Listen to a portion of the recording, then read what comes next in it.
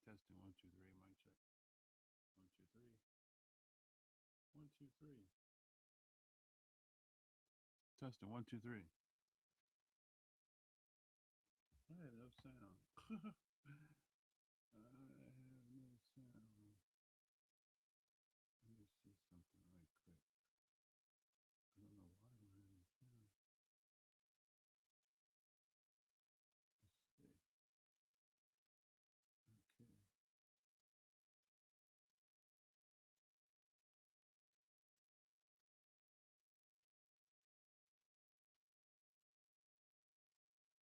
Test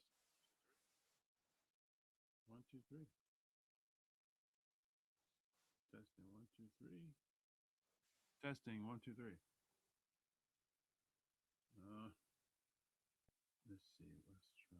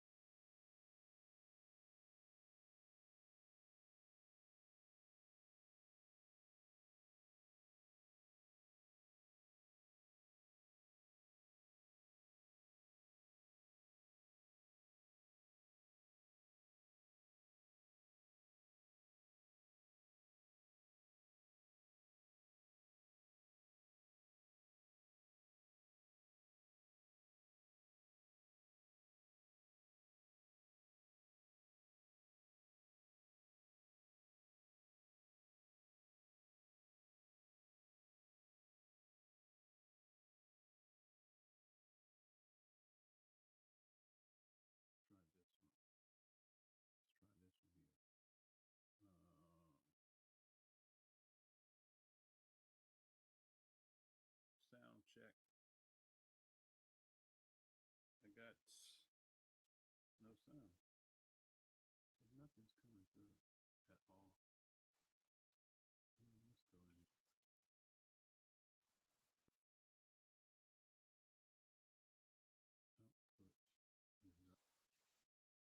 go in. Okay. Testing 1 2 3. Testing 1 2 3. Oh, it says it's coming out, but I don't hear. I see movement, but I don't hear no sound coming here. I don't hear any sound coming. Okay, here's something. It's low. It's, okay, so that's it. I just have to make an adjustment. Okay.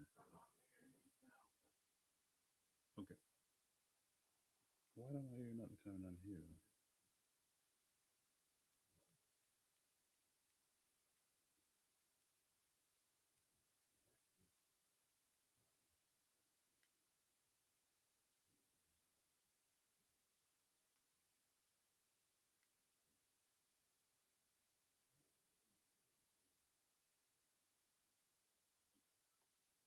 Okay, I think I hear something now. I think I got sound. Can y'all hear me? Testing 1 2 3. Mic check 1 2 3.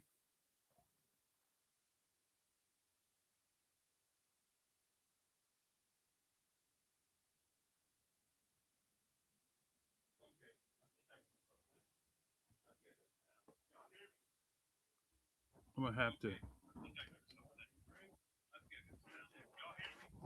I'm gonna have to adjust this microphone when it's all over. I'm gonna have to be right here up on the. I'm gonna have to be right here up on the mic. I got a. I got a compressor. I gotta connect to it. So when I get right there, you actually can hear me, but I don't want to be bending over. Okay.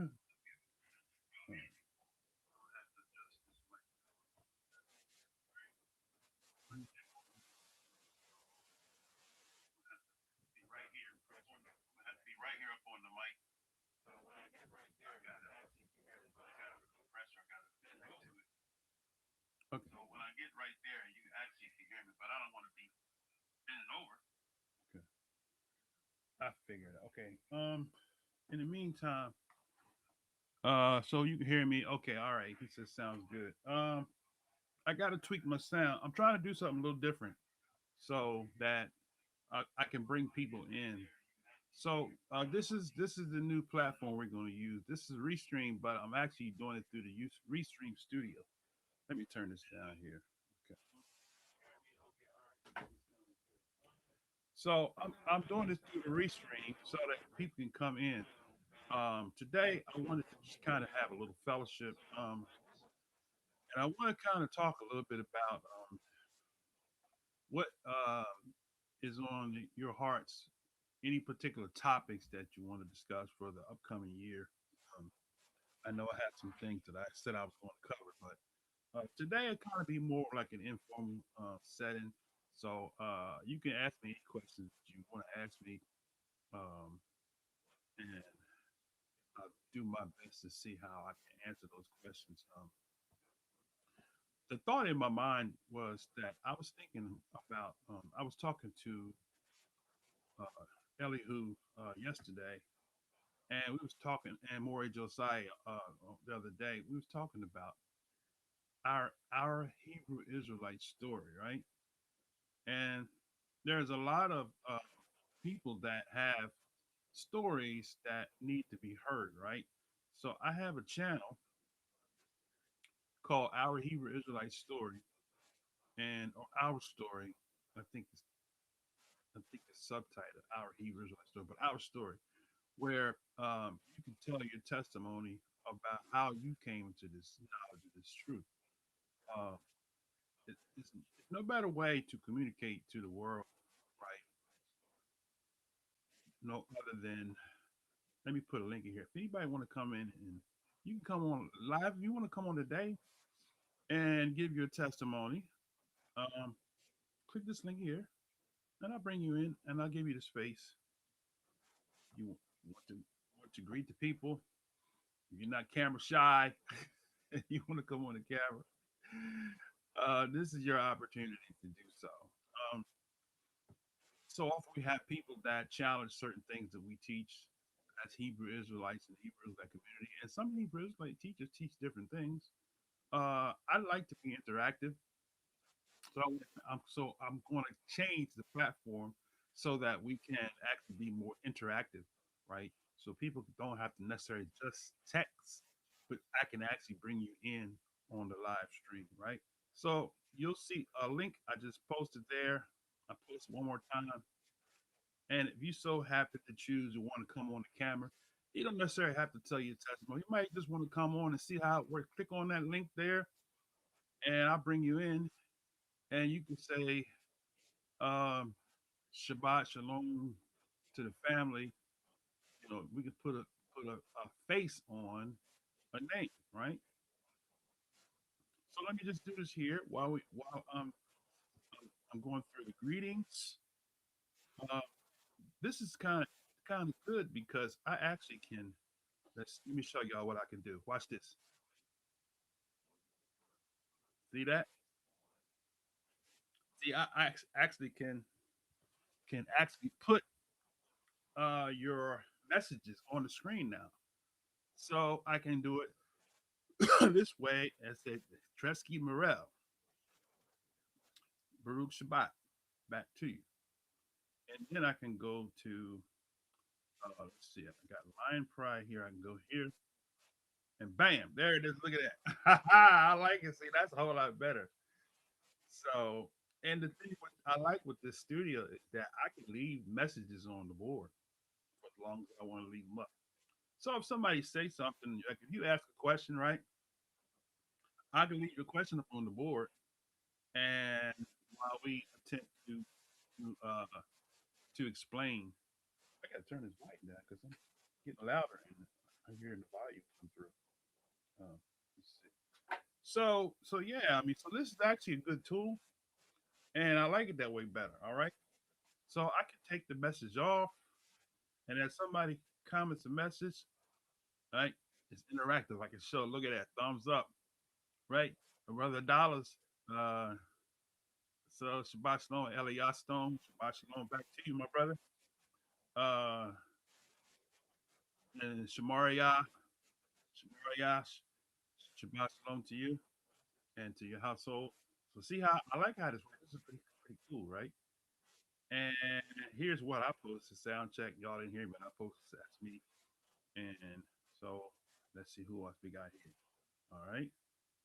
See that? I like it. This is cool. Right? Uh my pride told I about for that, my brother. And Tresky came back and said, Sir. This is me posting. Okay. So I like it this way because this way I can man, I can really this is a better way of broadcasting it. So I'm not actually generally I use Restream. So this way I can kind of monitor the message board a lot better, and we can address things as they come on the screen, right? Now the good thing about this is that I don't have to somebody, somebody post a comment and I don't want to put it up on the screen. I don't have to, right? It'll come in the message board on a live stream chat on Facebook, on YouTube rather, but I don't have to necessarily post it in the video. So if somebody says something and I don't necessarily want to address it, like say for example, I can do like um, if I want to put like a link up, right? Let me show y'all. Let me show you what I can do with this. This is cool, right? Okay, so let's just say I'm gonna open another browser. Let's see, let's slide this over here, right? And I can go and do like let's just say I wanna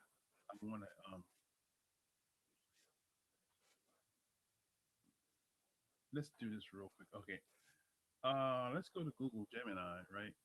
And I can do this. I can actually uh let me see. I can do this. I can say what is a Hebrew Israelite Israelite and are they the same as a black Hebrew Israelite? Let's see what Gemini says about that, right? And fast, right?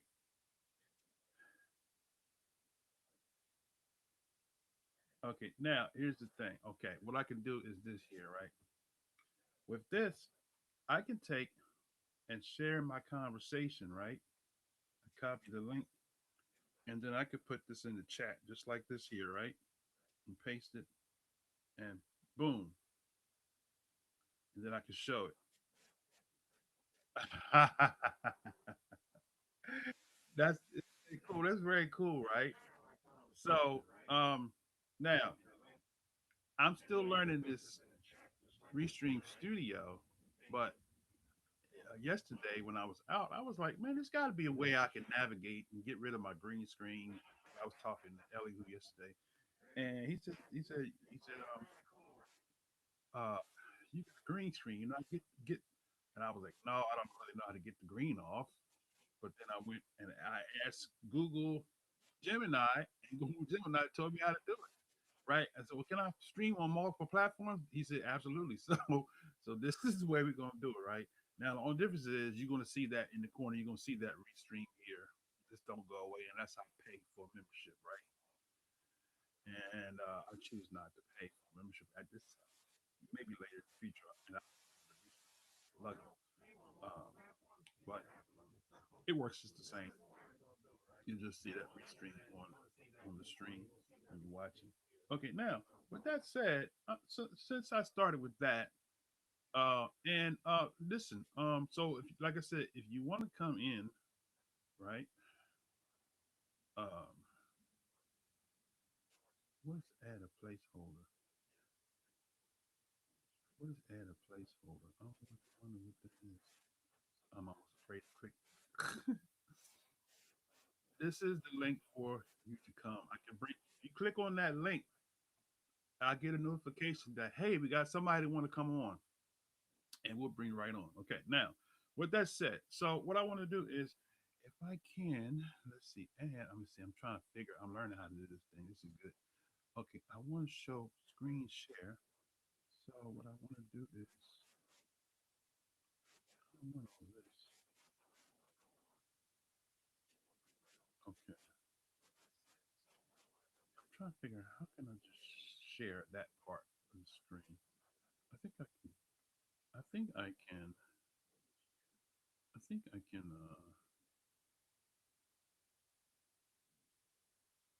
Okay, let's try this. Let's try this here. I want to share. Okay, here we go. Google Gemini. I got two of them open. Select the tab to share. Is it this one or is it this one? Which one is the difference? What's the difference? I think it's this one here. Let's do that. See how that works. Oh, there we go. Okay.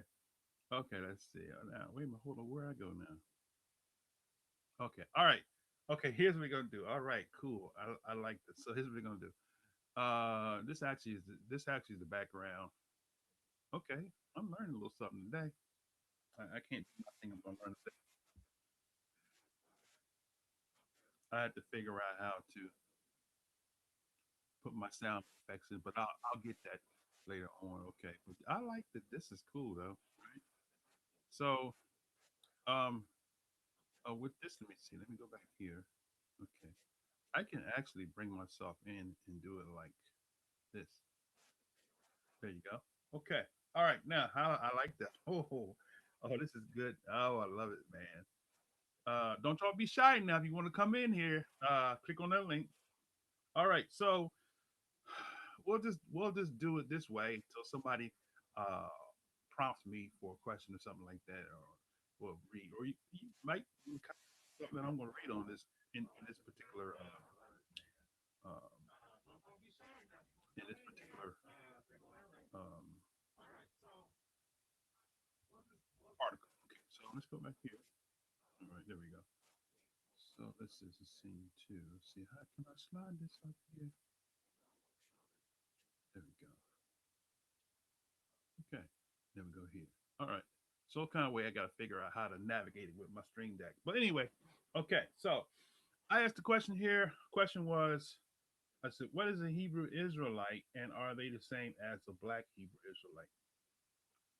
He says, in short, yes, they are essentially the same, right?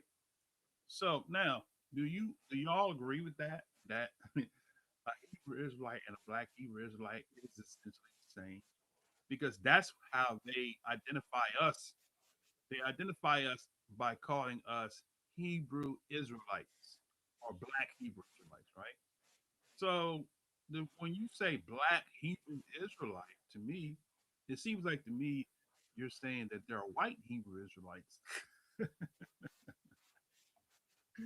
So it's kind of like saying a black Muslim, right? You got white Muslims and black Muslims, right? Okay, so why does society feel the need to put this label in front of that? And they'll straight up tell you, oh, because y'all call yourself black Hebrew Israelites. I've never referred to myself as a black Hebrew Israelite, and most of you haven't, right? Okay, so now he says it's essentially the same, right? Okay, let's go back in here. He says The Hebrew Israelite and Black Hebrew Israelite (BHI) are terms used to describe a religious movement of people, predominantly African Americans, who believe they are the true descendants of the ancient biblical Israelites. Right? Okay. Now, let me ask a question. Do y'all believe that? Do y'all believe that we are a religious movement? Right? A religious movement. So when a person does their ancestry DNA and they discover that, oh, I got Ghanaian DNA or I got Nigerian DNA, is that a religious movement or is that you just tracing your roots? So why is it that when we trace our roots back to our ethnic origin, they want to label it as a religious movement,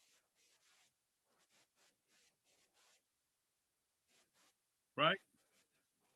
So something's wrong with that picture, right? Okay, now let's go further in this here. I totally disagree, and to whoever may view this and want to put us in a box and say we're a religious movement, right? I'm telling you straight up, we're not a religious movement. Uh, to hear Moray Josiah say it, and I don't see him on right now, but the Hebrew Israelite are a people, right? We are a people, not a religion, right? So you would call Chinese people, oh, there he is. You wouldn't call Chinese people a people a religion, right? There he is, Moray Josiah. Israelites are a people, right? We are a people, not a religion. Oh, hey, Shalom, can you hear me? You got your mic on? Oh, it should be on. I can't hear you. Uh-oh. Wait, hold on. Say something again. Is that on your end? Oh, there you are. I hear you now. Okay. Hey, Baruch Shabbat. Baruch Shabbat. Let me fix this on the floor. Hold on a second. Let's see. Yeah, I gotta get rid of this. Let me see. Hold on. Baruch Shabbat. Yeah. There you go. There you go. All right. Uh-huh. And you see what Shamaria said, Sister Shamaria said they're making fun of the truth. And basically, that is our plight because we know the scripture says that we're going to be a byword and a proverb among all the nations, whether he will lead us. So they're never going to respect us for who we are. Well, no, I shouldn't say that. I shouldn't say that because I can absolutely testify that there are changes that are mainstream now in regarding people, and I'm not talking about us, I'm talking about other ethnics are understanding now, are beginning to understand that we are absolutely the people of the book. But until the fullness of it come in, we are a byword and proverb. Matter of fact, you got me wanting to read something in regarding that, if I Go may. ahead. Hold on 1 second. Let me Yeah. grab my book. Yeah, man, I thought I'd give you a little time before I had to head out. Yeah. And Appreciate James Brown said, get on up and do my thing. it. Let me see. Yeah. Yeah, so that's just an extension of the whole byword and proverb thing that they come with the black Hebrew Israelites knowing doggone shoot the people in Israel. I had shared the verse yesterday, as a matter of fact, about how the Father said he put the worst of the heathen that's occupying our land over there, you know, and they ain't never called themselves Israelites. Right. So who would these Oh, Shemaiah, that's because my $50 phone is highly more technical than that $2,000 plus equipment that Moray Kazak got over there. Thanks for pointing that out. Anyway, let me see. Oh man, where is this at? Ezekiel 39. Check this out. It says, Ezekiel 39 says this. Ezekiel 39 and verse 21, as a matter of fact, and it reads, it says, and I will set my esteem among the heathen, and all the heathen shall see my judgment that I have executed, and my hand that I have laid upon them. A lot of people probably take issues with me. I always talk about the heathen and I call them that, but we see here that that's what the scripture calls them. So uh we trade bywords for bywords. All right, you want to call me a black Hebrew Israelite and all them other less honorable names that you call me, well, I'm going to call you what the scripture calls you. Scripture calls you a heathen. But again, he says, I will set my esteem among the heathen, and all the heathen shall see my judgment that I have executed, and my hand that I have laid upon them. So the house of Yashrael shall know that I am Yahuwah their Elohim from that day and forward. And the heathen shall know that the house of Yashrael went into captivity for their iniquity, because they trespass against me, therefore hid I my face from them.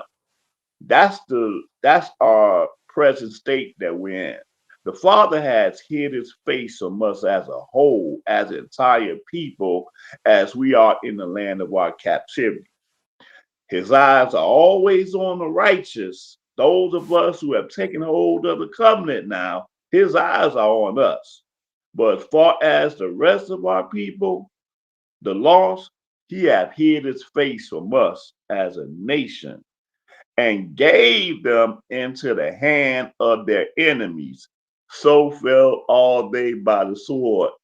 And I'm laughing because Sister Andrea, you know Sister Andrea, right? She, when I read something like this, she always say, I wonder what the Jewish people think when they read this. But shoot that he gave us into the hand of the enemy, man. That's undeniable. What verse I leave off at? Uh, so the house of Israel and the heathen shall know, verse 23, that the house of Yahweh went into captivity for their iniquity, because they trespassed against me. Therefore hid I my face from them and gave them into the hand of their enemies. So fell they all by the sword. According to their uncleanness, according to their transgressions, have I done unto them and hid my face from them. Therefore, says Yahweh, now will I bring again the captivity of Yaakov and have mercy upon the whole house of Yashrael, and will be jealous for my holy name. He ain't going to be jealous for Jesus, Jehovah, or the Lord God. He ain't going to be jealous for those. So, incidentally, so we're not the only ones that got the bywords and proverbs. They done byworded and proverb the Most High as well, and the Messiah. That's what the heathens have done.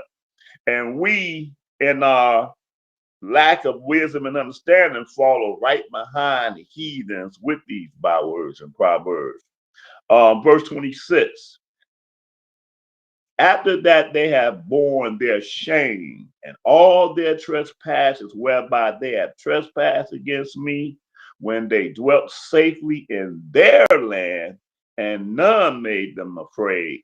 When I have bought them again from the people and gathered them out of their enemies, and incidentally, this is the new covenant right here, just in case anybody might be a little bit lost on that aspect. The new covenant does not exist right now. You cannot be in a new covenant being in America and being in the land of your captivity. he will bring us out of the land of our captivity, and then he gonna make that new covenant with us. He says, 27 again, when I have bought them again from the people and gathered them out of their enemy lands and am sanctified in them in the sight of many nations. We're not sanctified in the sight of many nations yet. That's why we go by these bywords, proverbs, and astonishment, Black Hebrew Israelite, and so forth and so on. But when he do what he's gonna do in the sight of many nations, it ain't gonna be no more of that ever again. 28 says, then shall they know that I am Yah the Elohim, which caused them to be led into captivity among the heathen. This is the reason why we're still, those of us who are awakened at this point right here, consider yourself Baruch or blessed, because the Father saw fit for you to be awakened in the very initial stage of this worldwide phenomenon of the restoration of Yah's covenant people. There are many of our own people, though, that no matter how clear cut these scriptures read, because everything I done read here, it's impossible for it to pertain to anybody else on the face of this earth. Impossible, totally impossible, but yet they still reject it because they still have the heathen's veil over their eyes. Okay, but those of us that he have awakened to this truth, to this raw and uncut, undebatable truth concerning who we are and our heritage, consider that a gift. And with any gift that you get, there is a certain amount of responsibility that we have to have with this gift. You can't take this gift and do anything that you want with it. There's a responsibility, there's accountability. This is why my brother gets up early in the morning on the Sabbath and open up. People that don't know, and you have to be in a certain position to really understand the fullness of it. And so I'm gonna tell you, more often than not, believe it or not, we don't be feeling like getting up doing this on Shabbat morning. We are content to maybe lay in bed.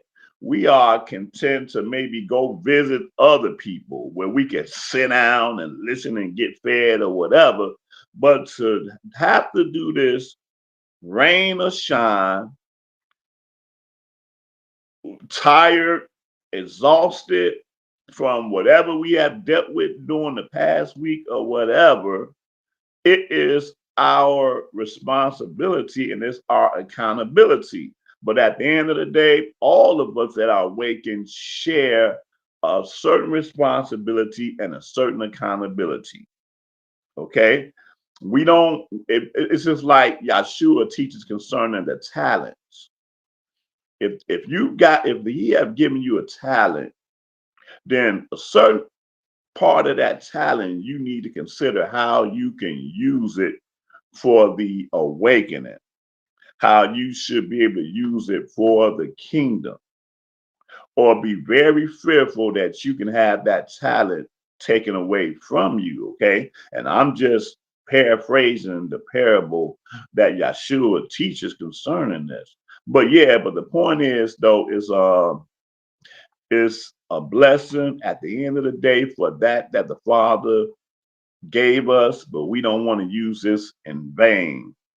Okay. So yeah, but until then, those that are lost, those in the dark, the heathen and whatsoever, we have to accept that it's part of the curse, that we're gonna endure all of these bywords, proverbs, astonishment, and all that until the time in which he see forth to bring about this that we just read about. Oh yeah, I'm gonna finish that verse 28. Then shall they know that I am Yahuwah the Elohim, which caused them to be led into captivity among the heathen, but I have gathered them into their own land and have left none of them any more there, neither will I hide my face any more from them. For I have poured out my spirit upon the house of Yashrael, says Yahuwah Elohim. All right, I was a little bit longer than I wanted to be, but I just wanted to share that. Go ahead, Moray.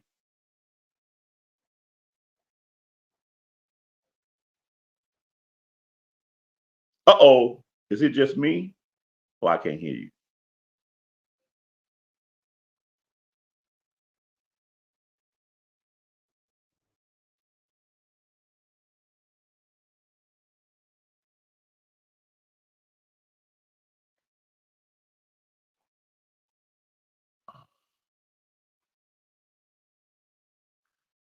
Somebody tell me if that's just me, because I can't hear him.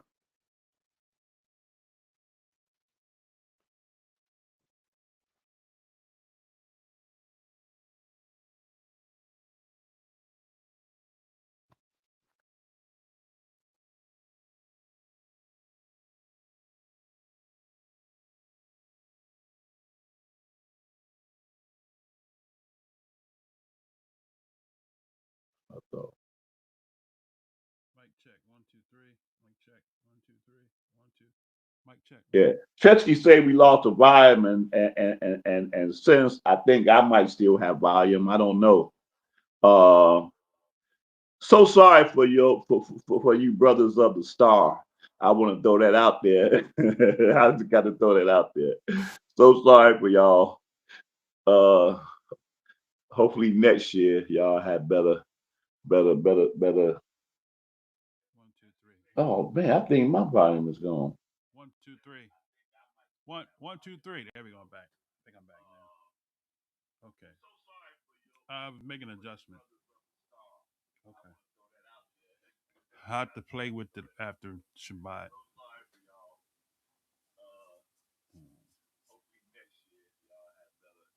I hear you now. Yeah, I put this condenser in here, or but I gotta tweak it because this is what I need to boost my mic because I have a the microphone that I use is a podcast mic, but you have to have one of these boosters. Okay, but anyway, Apostle Curtis came in. Apostle Curtis, where he at? Okay, Apostle Curtis came in and said Shabbat Shalom. Where is he at? Oh, right here. Okay, show that. There you go. Apostle Curtis says Shabbat Shalom, brothers and sisters. So that's another uh Maury Josiah. I don't know if you know him or not, but he has the channel on here on YouTube. Apostle Curtis. So if you're still there, Apostle Curtis, you want to come in, we can bring you in. If you want to come in, greet the people. We just basically having a fellowship today, and this is the new way we're doing it, the new wave of the century, right? um, so that excellent breakdown that you brought, that 28th verse was powerful, man. They shall Mm, know that I am Yah, their Elohim, which caused them to be led into captivity among the heathens. man. But I have gathered them unto their own land and have left none of them anymore. How about that?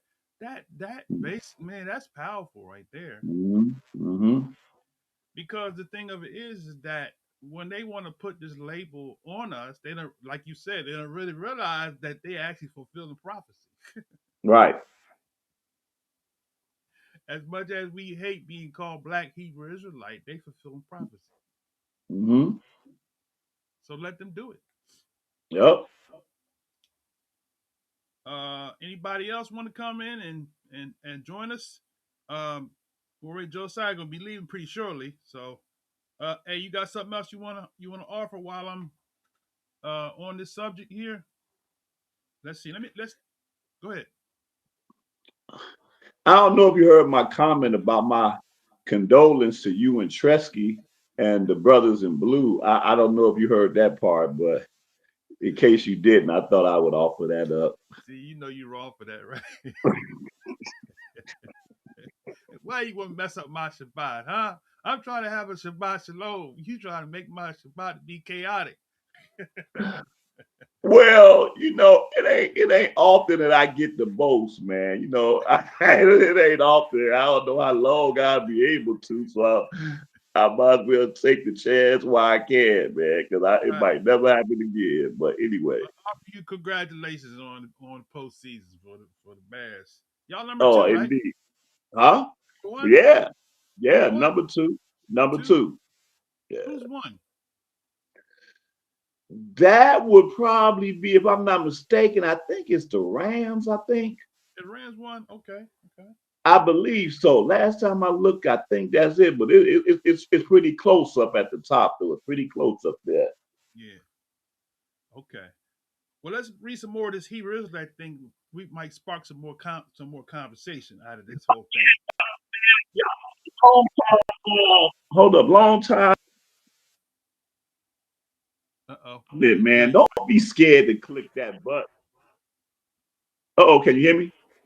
yeah, you Hello? got excited and your audio kind of jumped. Yeah, I had a call came in. Hold on, let me throw that out. Do not disturb. Okay. No, I'm just saying real quickly, man, that you longtime members or new members or sons and daughters of the covenant, man, don't be afraid to click that button, man. Even if it's just to say Shabbat Shalom, man. Go ahead and get comfortable clicking the button, man, because this is awesome that Moray opened up the Shabbat to do exactly how we should do it on the Shabbat. So don't be afraid. Sisters, take the curlers out your head. Brothers, put the do-rag on or whatever. Come on, don't be afraid. Right. It's fellowship. This is what we used to doing, like you said. I mean, you can sit in front of this no man's an island.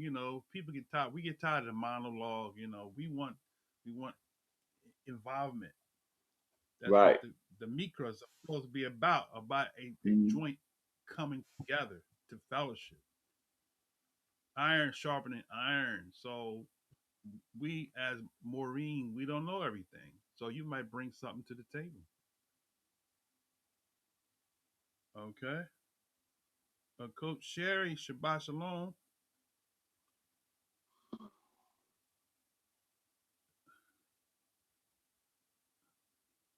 All right. The Mora, I think Mora would make us female, wouldn't it? Mora. Right. Absolutely. So she definitely need to click the link.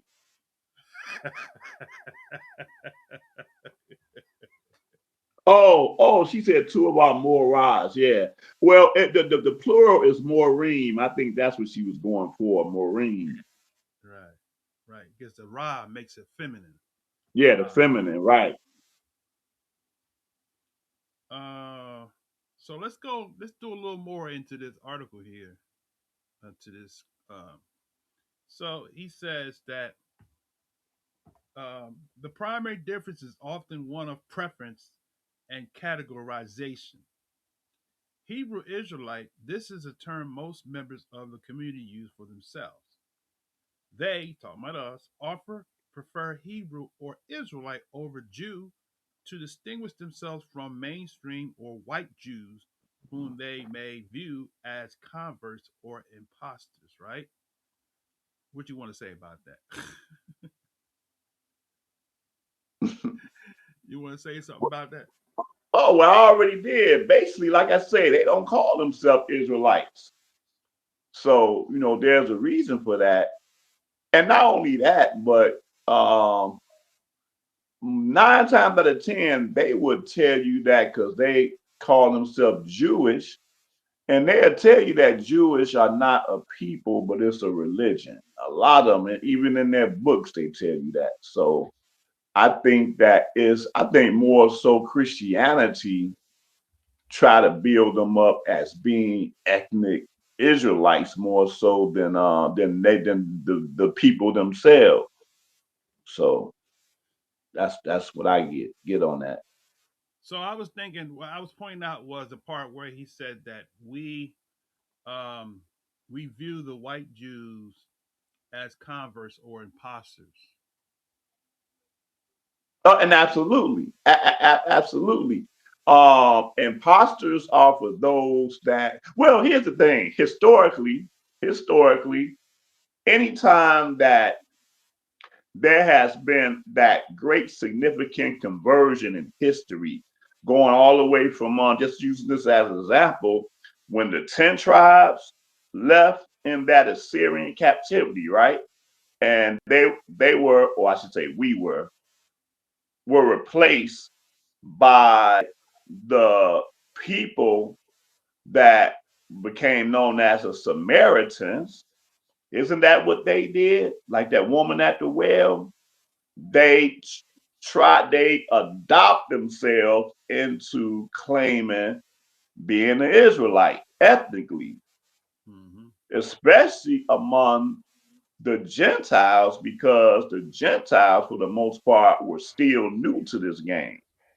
You know, they were just now coming on the scene, and then they come and they see these people, they be like, "Oh man, y'all are the Israelites, whatever," and they run with it. So that happened. Let me see. History says that Edom was converted by the Maccabees in 125 BC, and they've done the same thing. You know, passed themselves as being actual Israelites.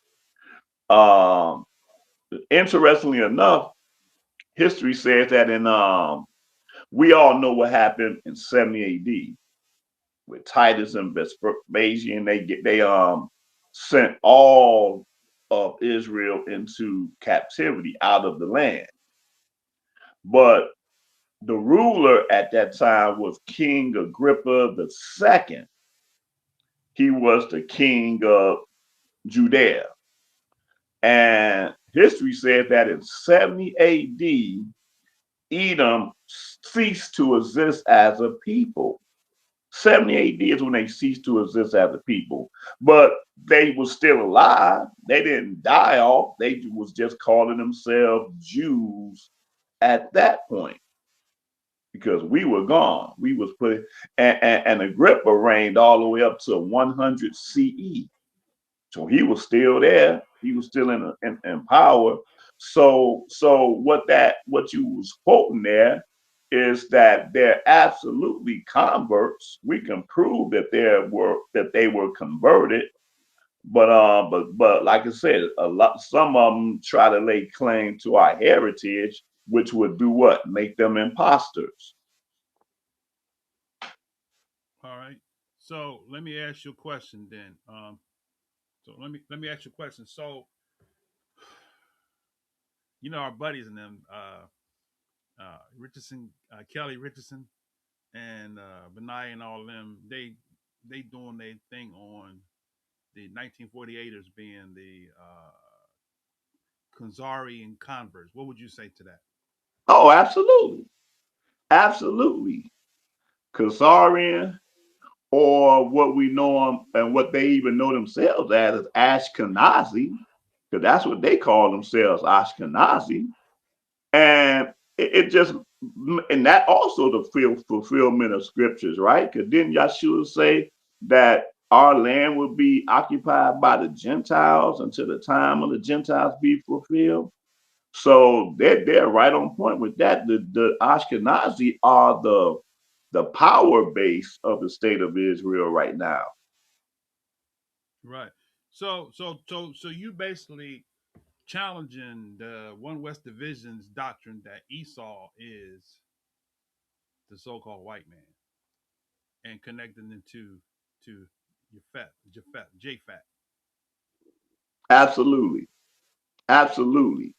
You know, they try to make that connection with the whole Esau and Chittim or Rome joining themselves as one people, one nation, and they try to do something with that. But you could join yourself with whoever you want to. You still gonna be ethnically who you are, which is the reason why I find that if they're gonna go with that, then how come? in New Testament times, we learn that the Herods were not Gentiles; they were Edomites. We can read that, and no matter how aligned they are with Caesar and all of the rulers of the Roman Empire, they were still called Edomites. There was a distinct difference in the New Testament between Edom and the Gentiles, the Romans. So that puts that argument out of the way. But then, if you're going to use that, then what about the other sons of Japhet? The ones that speak German, the ones that speak English, the ones that speak France, the one that speak Spanish. How do Edom applies to them? Because we know Genesis 10th chapter says each one after his own tongue. Tongue. Edom are Hebrew speaking people. The Japhetic people speak their Japhetic language. So it's just a lack of easy, simple Scott. Oh, also on top of that, prophetically, it says that Japhet shall dwell in the tents of Shem. So that means Japhet is dwelling not only where our land, but they dwelling in Edom land. They're dwelling throughout all of the Shemitic lands, prophetic wise. But it says that Edom, that you shall be small among the heathen. Small. So small that you can't even identify who they are. But that's just the short end of what make One West lack scholarship because they wanted to promote a doctrine of exclusiveness. To make that long story short, but that's a very ignorant doctrine that they have. And people that don't read, that don't study for themselves, subject themselves to false doctrines like that. Hmm. Very, um,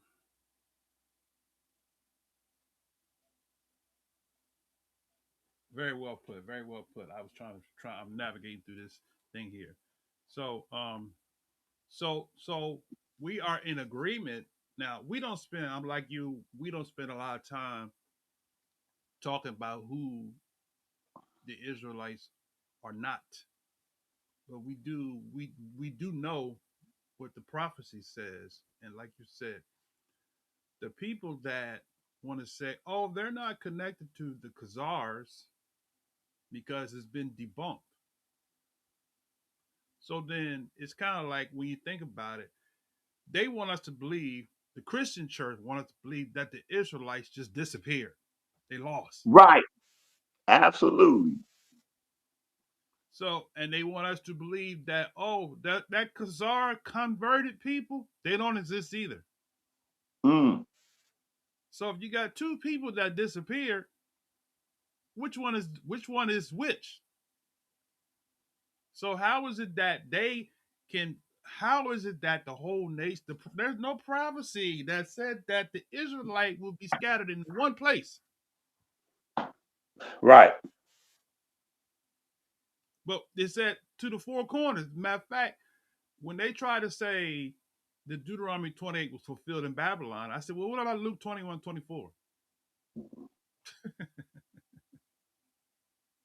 That was after Babylon. Where did that be for? Where was that fulfilled in Ashkenazim? Mm, Because if you do that, you say, okay, well, they all went north. The scripture didn't say Israel would just go to one place. Shall be led captive into all nations. mm-hmm. And there are five slave trades that took us to all nations. Okay. Mm-hmm. Right? Starting from 70 AD, which you pointed out, all the way up into the last transatlantic slave trade. Right. The five different slave trades, right? Mm-hmm. And I'm gonna write that's gonna be a book by itself, the five slave trades. The Mm. prophecy fulfilled through the hand, Yeah. five slave Wow. trades. Mm-hmm. So and I asked the question because we don't spend a lot of time in saying who's not Israel, but the reality of the matter is, can you show me in their history where they went into slavery after 70 AD? Mm-hmm. It's not there. As a matter of fact, Vanaya bringing out and, and Kelly Richardson that they was the primary beneficiaries Okay. Yeah. of the slave trade, Mm-hmm. starting with the the Portugal slave trade, right? Right. Right. Because that was the most powerful of all the slave trades. Uh-huh. Then the other, the British, French, Dutch, they all had their part later, but their part Yeah. wasn't as large. Mm-hmm. And that's a good word you said. Later. I like that.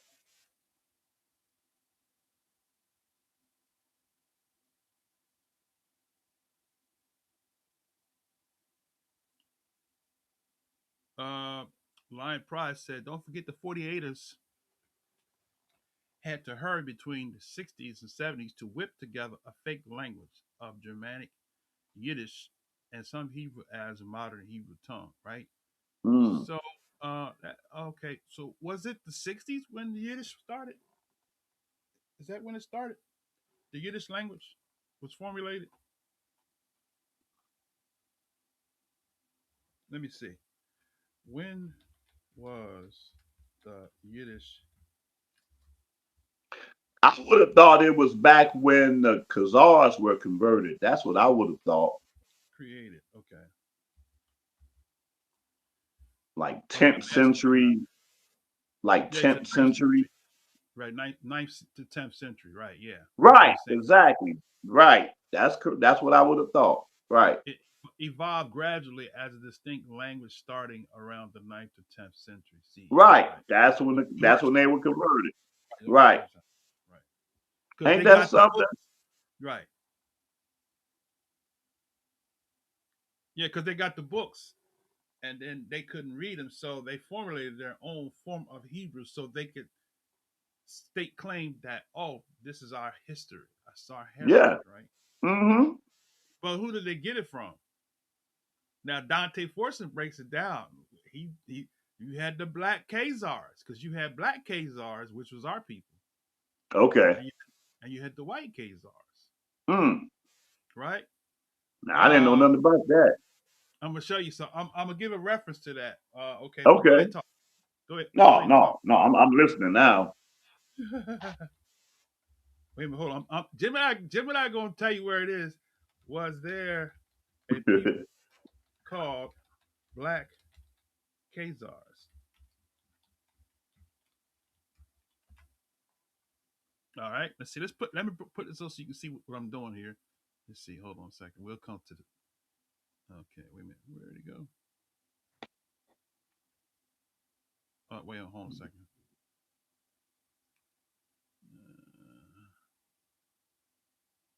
Okay, I gotta share my screen again. Okay, let me see. Hold on. You gotta see the Josiah. You gonna like this. Okay. All right. Let me see. I gotta share my screen. Okay.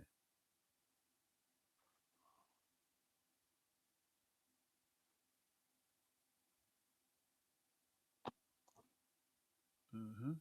Okay, here we go. All right.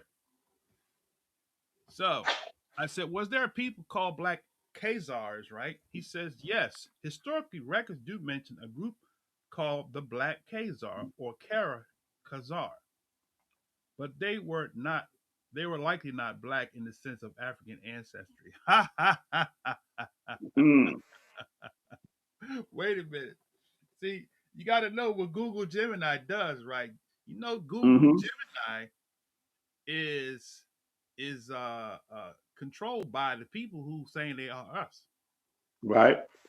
So you had to trick Google Gemini up by asking him a trick question, and then he'll come back and tell you the truth, right? Mm-hmm. Okay. So he said they were not black like African. Okay. All right. So then, is there two different types of black? That would be my question to him. Is there two different types of black? Mm. Okay. So anyway, so he says, let's bring it back up on the screen.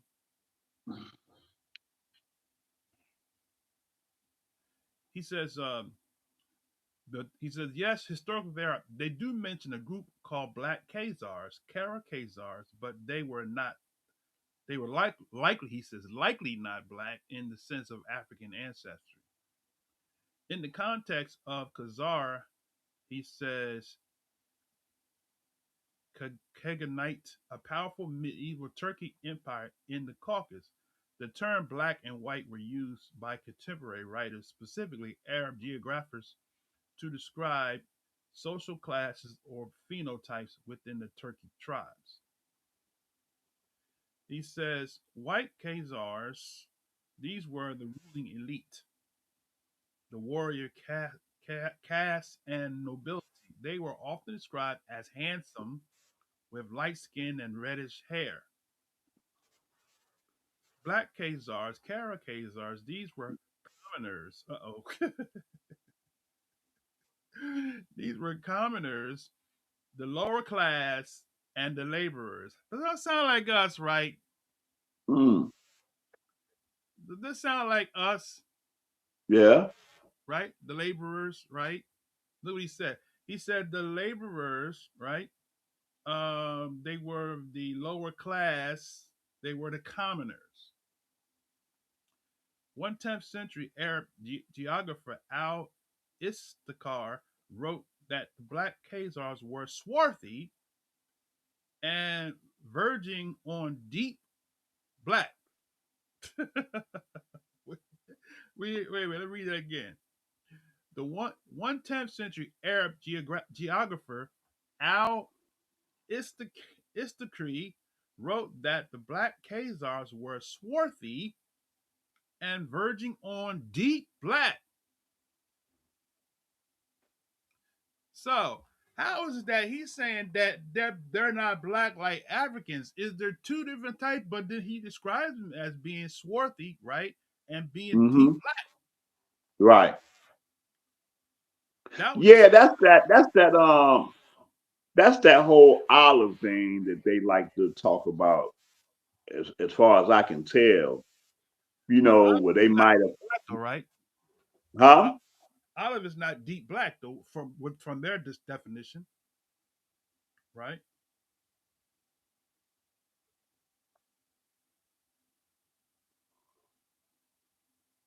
Uh, Coach Sherry, can you hear me?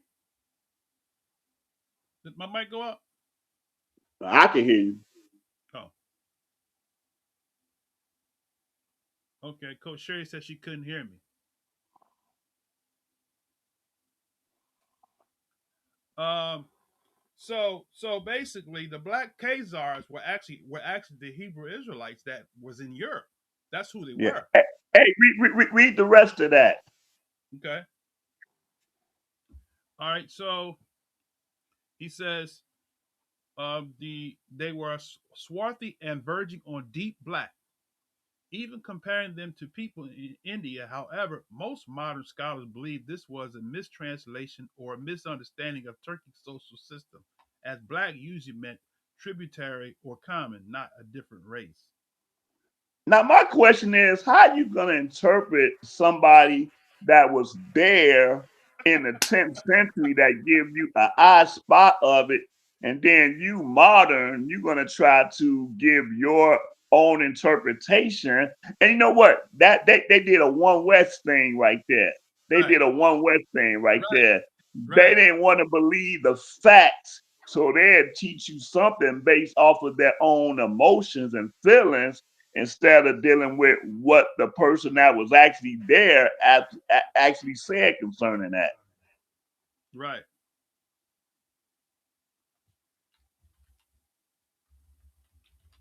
Wait a minute, hold on. I got something came to my mind. What about the Sun Kiss tribe of Manasseh?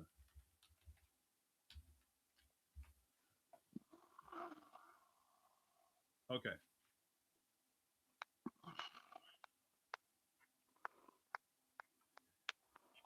Okay. Oh, let me go back. Okay. Wait a minute. He's trying to connect the one West 12 tribes. Okay, let me go back where I was. So he's trying to. So what Google is programmed to do is to say, oh, that black don't mean black.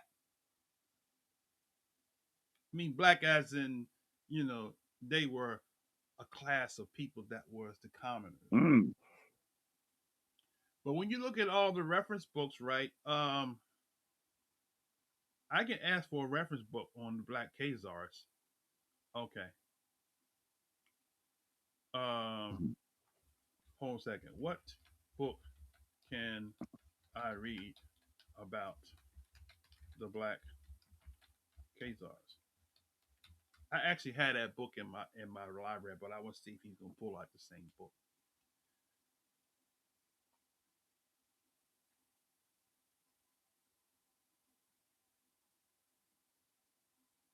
So he gave a couple references here.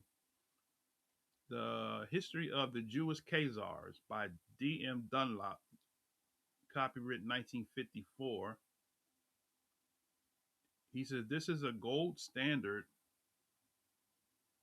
for Khazar history. Dunlop translates the 10th century Arabic accounts like those of Al Istakri that first mentioned the Kara Khazars, black Khazars, and explains why they were likely a social caste rather than a racial group. So black don't mean black. Black only means black when it's not referring to a people in the historical dynamic. But today, black means something totally different than black back then. That's what he's trying Right. to tell. Khazar studies by uh, the Jews of Kasari, which is a good book. I have that one. That's one of the references that talks about it. The Jews Uh-huh. of Kasari by Kevin Allen Brooke, a more modern and accessible book. Brooke uses recent archaeological and genetic evidence to explain who the Khazars were and address the different classes, black and white, within the society. Right. So it's like with us today, right? When they talk about the classes, right? Black Mm-hmm. and white, it's a color. It's a social, but it's a people that they identify through a color, right? Yeah. Mm-hmm. And now connecting that to prophecy, Deuteronomy talks about you shall be the tail and not the head. That's the social Yeah. class Uh-huh. of the Yeah. Hebrew captivity, right? And notice how the dude that was there in the 10th century, what he the one gives you the context of India. And it's Yeah, weird because was that yesterday? The day before today or Friday. Yeah, that was yesterday. I went to an Indian restaurant and I was just making jokes about the Indian restaurant I was in. But yeah, they build up the lighter skinned Indians while the darker Indians that are dark, that are our complexion or darker, are the lower caste system. So he gave you an example that we could see with our own eyes if we look at how they do it in India. yeah, exactly. Brother Dollar said he said maybe black like Indians with slick hair. Um, Now there's a book called the book is called It Began in Babel, I think. Not I mean not It Began in Babel, where they connect those black Indians to the Negroes. Oh, wow. Interesting. So you got the Japhetic Indians, which are the lighter ones, right? Uh-huh. And you got the Shemitic Indians, which are the Hebrews. Hey, check this out. Check this out. Just check this out. Just yesterday again, I'm sitting in the Indian buffet yesterday. And you could go on my Facebook and see this. I show the food. And then I'm like, man, I need to be friends with some Indians. Then I like, you know what? I'm looking at these Bollywood videos they showing on the screen. I'm like, I wonder if any of them sisters know how to cook. I say, you know what? I'm gonna do a one west. It's on my Facebook. You can see it. I'm gonna do a one west and make these East Indians be one of the tribes of Israel. I'ma choose Issachar. I posted that just yesterday. So Uh, that's interesting that you are bringing that reference, man. That's crazy. That's deep. yeah. But when you think about it, right? There's the historical. There's some references that we'll deal with that during the Black History series we do coming up. Okay, There are plenty of references that says that those people are Israelites, that they come from man, Israel. that's crazy. That's crazy. Yeah. Man, I'm about to share this clip on my page, man, because I joked about it yesterday. But again, we would have had to been in India because we were scattered throughout throughout the four corners. And India is a pretty large country for us not to have been there. And it all fits within their caste system. So man, oh man, that's crazy.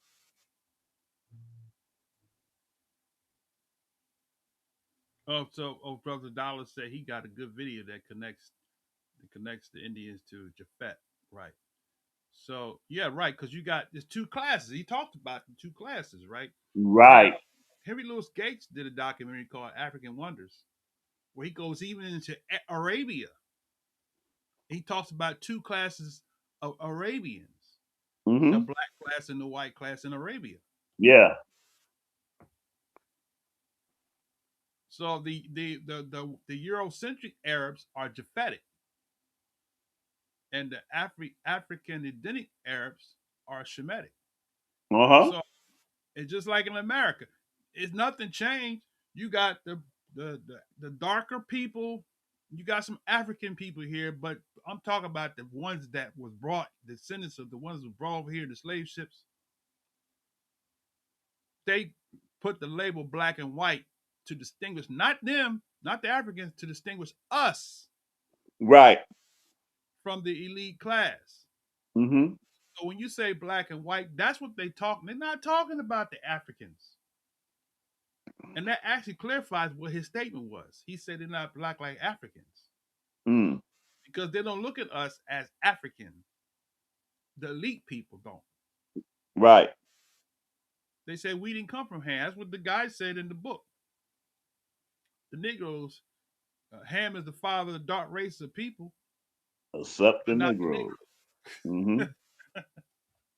And the connotation is not that he's saying we're from Shem. They're saying we are beasts. But the reality of the matter is they're saying when they say they're not African, like they're not connecting them to that Hamitic stock, right? Yeah. Right. So black and white in any society, whether it's America, whether it's Spain, whether it's Europe, whether it's Arab, they're not talking about Africa. They talk about the Hebrew people that were scattered. Hmm. Generically, they might use that word interchangeable like they use Ethiopian or Cushite. But when they are being specific, they are specifically talking about descendants of the diaspora. Right. Right. Because even Mm. Africans don't call themselves black unless they're talking to us. I'm black like Yeah.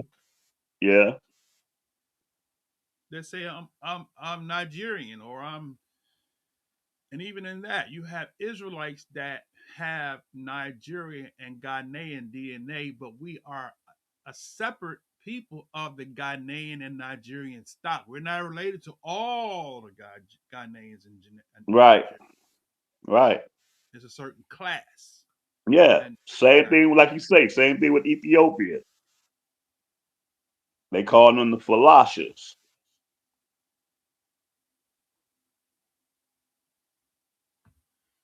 Oh yeah, light to the Gentile. Light. Did light come in? Where light at? There. No, light didn't come in. Light to the Gentile. Where he at? I thought I saw somebody greeting him. Okay. All right. So now,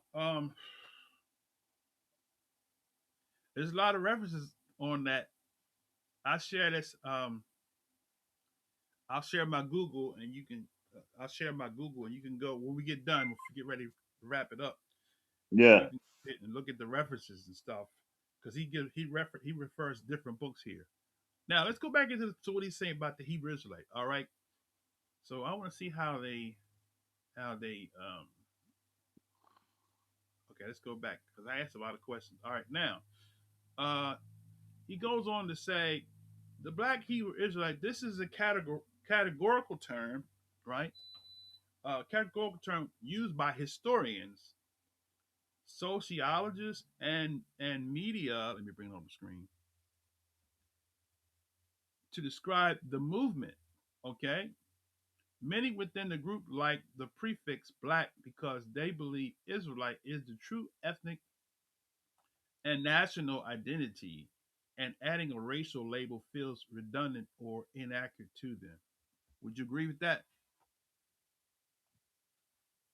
Yeah, I was trying. Oh, you know what? It just popped up on my screen. I think my TV is lacking. Let me see. What paragraph did you just read just now?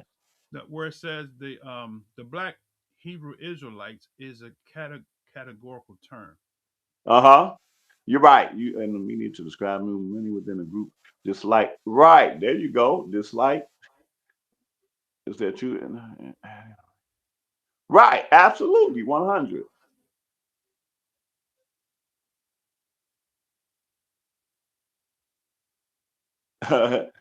Right.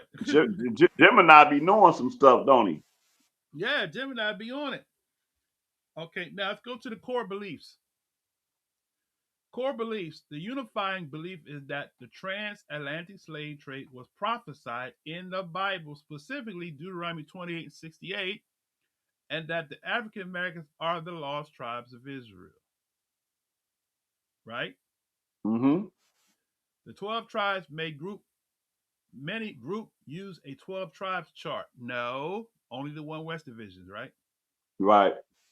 Which identifies different ethnic groups in the Americas, e.g., African Americans, Hispanics, Native Americans, as a specific tribe of Israel. Relationship to Judaism. While they use the Hebrew Bible, all of us don't use the Hebrew Bible. We use the King James Version, right? Mm-hmm. And may follow some Jewish laws like the Sabbath or dietary restrictions. Okay, stop for a second. So, is the sanctified diet at the Sabbath, is that a Jewish law? Well, that's how they regard it as being Jewish, because as a religion, this is what they observe as a religion. Right. But we know it's not Jewish law. It goes beyond the tribe of Yehuda or the converts, right? Right, right, right.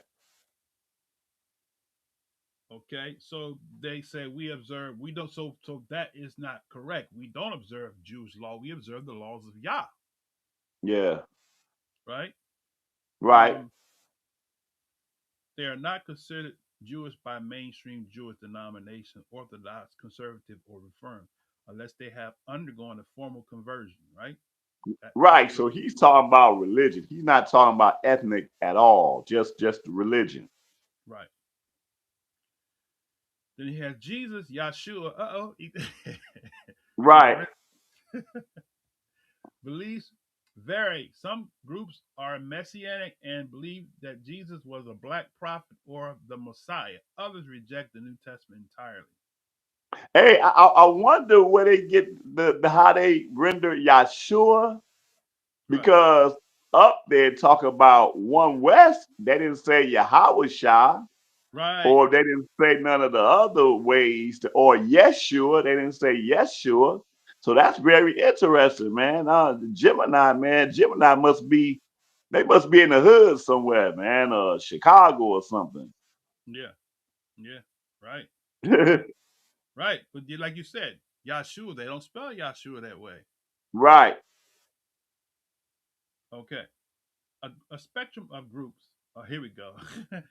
It is important to note that this is not one single organization, but a fragmented movement with very different vibes. The mainstream spiritual. Many Hebrew Israelites are peaceful, family oriented, and focused on clean living, veganism, really, like the African Hebrew Israelites of Jerusalem, and moral discipline. The street preachers, you may have seen groups on city street corners wearing ornate purple or gold garments. You know, you're talking about there, right? Right. Often engaging in aggressive or confrontational shouting. These are usually the radical or extremist sects. The extremist organizations like SPLC and ADL classify certain racial sects as hate groups because they teach that white people are Edomites, descendants of Esau, and that modern Jews have stolen the identity of black people. Are they the same as black Jews? No. There is a distinction. Black Jews are people of African descent who practice mainstream Judaism like Beta Israel or Ethiopia, or who have converted to Judaism. They are part of the global Jewish community. Hebrew Israelites belong to a specific 19th and 20th century American religious movement that operates outside of tradition of Jewish and Christian institutions. What you want to say to that? Well, they hit it. I mean, that's basically correct what they said. So he's saying that we basically belong to a 19th or 20th century American religious movement. I don't agree with that. That yeah, the last part. Oh, absolutely not. That's that vocab Malone line right there. Vocab Malone's renditions. Right. He put his 2 cents Right, in Gemini. right. So Eldad Hadani, Eldad the Danite goes way back beyond that, Yeah, right? yeah. That's when Paul says that there was always a remnant according to the election of grace. Like you said, here in America, man, we can go all the way back, man, way back in slavery and understand that there was a remnant. Hmm. Okay, now we covered the Khazar part. What I want to say, okay, let me ask a question. So, how do the modern Jews fit the prophecies of being taken into slavery in all nations? Genesis ain't that smart. Now you about to show me something. Look, Let's see it, but okay, let's see what he's saying. In Jewish tradition and mainstream history, the prophecies are being taken into slavery, specifically Deuteronomy 28, are not seen as a single event like the transatlantic slave trade, but as a series of documented historical events that occurred during the Roman and Babylonian periods. Here is how mainstream Jews and historians typically fit these prophecies into history of the Jewish people. Here we go. The ships of Egypt prophecy, Deuteronomy 20:68. While Hebrew Israelites interpret Egypt as a code word for America, mainstream Jews and historians point to literal historical events where Jews were shipped back to Egypt as slaves. What you want to say to that? that goes back to them not having a witness like what we read earlier about the guy witnessed 10th century and at that time in Khazaria. Here they want you to assume that these were what we see as modern Jewish people. Right. But to the point that he says, you and I have a different view about this interpreting Egypt being America than the One West Division. So he basically connecting the One West Divisions to that Okay. because we both agreed that the Israelites literally went back to literal Egypt, Oh yeah, absolutely, literally, absolutely. and from there, and from there. But look, okay, wait a minute. Did you read that Roman conquest No, passage? I didn't. I didn't. Go ahead and read it. Okay, read that. You can read it. Go ahead. Okay. The Roman conquest 70 AD, the historian Josephus recorded that after the destruction of the second temple, the Romans sent 90,000 Jewish captives over age 17 to the mines in Egypt. Yep. What you guys say about that? He's correct. Huh? He's correct. Okay. So where's the history of there being these white Jewish people in Egypt? Right. Wait, okay, look at this. Right. It says the Bar Kokhba revolt. This is 135 AD. Right. And here is well, I say after this failed Jewish rebellion, so many Jews were sold into slavery at the markets of Hebron and Gaza that their price dropped to that of a horse. Those who couldn't be sold locally were packed into ships Right. and sent to Egypt. Right. Right. Wow, ain't that something? Yeah. Well, the thing of it is that that's one of the five slave trades. Right. It's called the But that all by itself right there historically proves that we went to Egypt in ships. right. Because even a lot of Israelites, man, the majority of Israelites would teach, well, we walked into Egypt, so how in the world are we going to go back into Egypt in ships? Right. That's correct.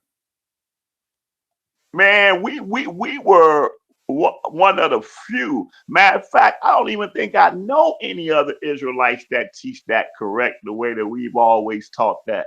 No, they don't.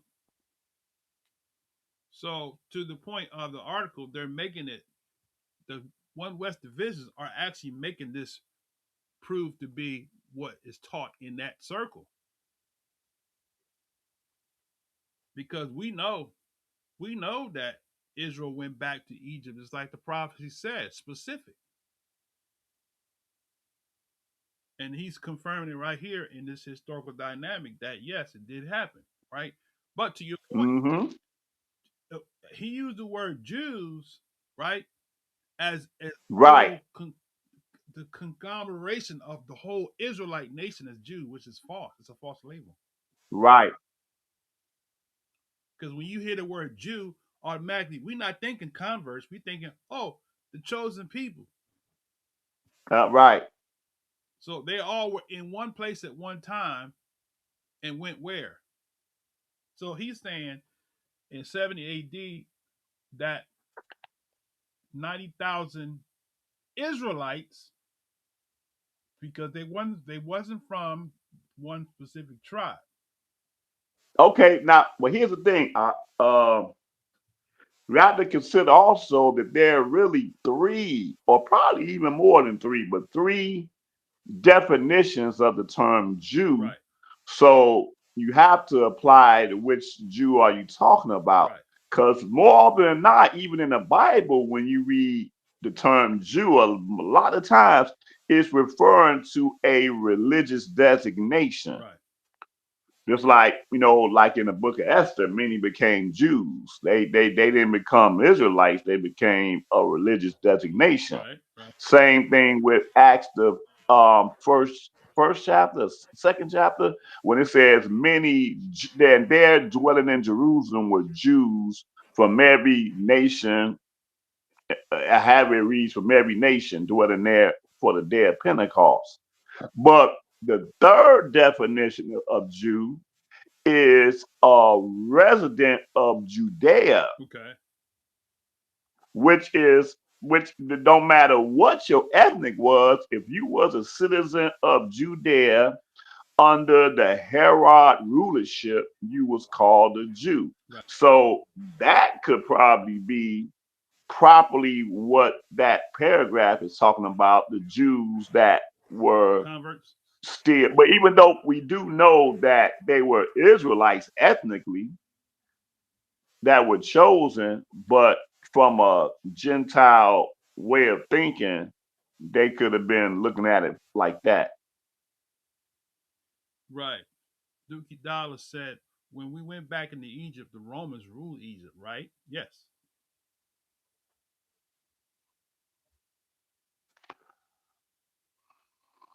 Yeah, I need to historically look that up because we know that the Greeks ruled Egypt until the time when the Romans came into power. But I have to look it up because I'm not sure if Rome had that same level of control that they had over Judea. Yeah, I can't even tell you who were the governors or the king of Egypt at that particular time. Hmm. I think But I'm sure they had some level of control I think over too, Egypt at and this that is where time. the one West divisions kind of try to take another spin. I think too, some of the Edomites were still in power. So Right? I Absolutely. Oh, so that's I think clear. it Absolutely. may have been a puppet Edomite that was ruling in Egypt. We Uh-huh. had to look further into that to get further on Yeah. that one. So so when he says 70 AD, was Josephus talking about the citizens of Judea specifically?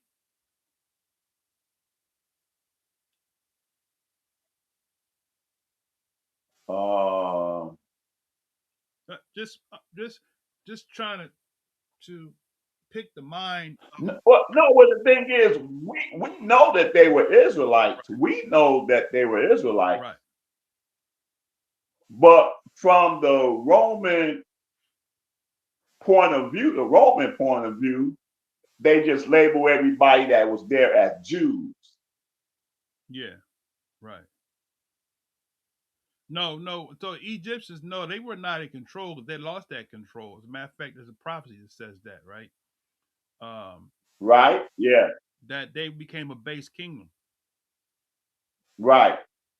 Right. And some of the Egyptians, that's why some Israelites believe they are from Kemet, because some of the Egyptians, there's a prophecy in I think Ezekiel where it says that they were scattered to the four corners. Right. In Ezekiel, yeah. Yep. So those 90,000 people, it depends on from what angle you're coming at. Like you're saying, are they talking about? They're definitely not talking about from the solo tribe of Yehuda. So they're more than likely talking about Josephus. More than likely talking about those who were in the kingdom of Yehuda, which are Israelites, which is the point you made, right? Yeah. So not necessarily from the tribe of Yehuda, but they were Israelites in the southern kingdom of Judea. Uh-huh. Westcom has a good book on that. Rudolph Windsor has a book called Thunder Over. I think it's called Thunder Over Zion. Okay. But yeah, but like you said real quick, and we know that Edom had their hand in that too. So the Edomites wasn't the ones that went into captivity either. Right. Exactly. Right. They're part of the Confederacy. Right. So would you say that they probably reflect um, Obadiah's prophecy Oh, absolutely. Absolutely. when he said that thou was as one of them? Yes. 100%. Oh, you hit it right there. That's it. That's it. Yeah.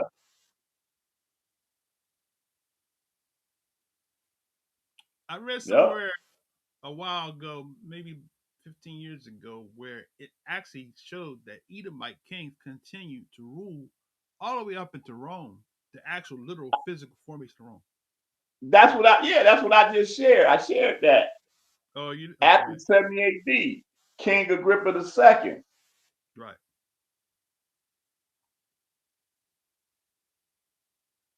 And that's why you had a King James looking like a Negro, Mm, because in his ancestry, I got a book. In his ancestral DNA, he they have pictures of him with Negro features, which would make him an mm, Edomite, not a Hebrew, not an Israelite, right? right. But the one West Divisions believe that he was an Israelite. Israelite. Yeah. Hmm. Mm, Lion Pride says, we know the Greeks ruled parts of Egypt, and of course the Romans took their spot as well as Judea. The thing with the Romans and the Egyptians, right? They fall under a label called Chittim. And sometimes when you say Chittim, like in the book of Jasher, it's referring to the Romans. And certain places when they say Chittim, they're actually referring to the Greeks. mm. So that word Greek don't necessarily mean a specific son, because Yavon, we covered that in the previous lesson. Yavon is the name that was changed to Greece. So when you look up, And he's the father of Kittim. both of them, right, Father Kittim, Kittim and Tarshish. right, that's right. So you have to define when you say Greece, who are we talking about? Are we talking about the Romans, or are we talking about the sons of Philip of Macedonia, right? Right. Alexander, the Greek, right? Right. So Grecia in the Hebrew tongue is the word Yavan. Mm-hmm. Uh, Now, so the Bar revolt 195. After this failed, the Jewish rebellion. Now, what I wanna tie in, I want to tie in this 70 A.D. Okay, the red. It's called the Red Sea slave trade. Was okay. Let me see. Hold on a second. When was the Red Sea slave trade? Okay, here we go. Red Sea. They call it the Red Sea. Reed Sea, Red Sea.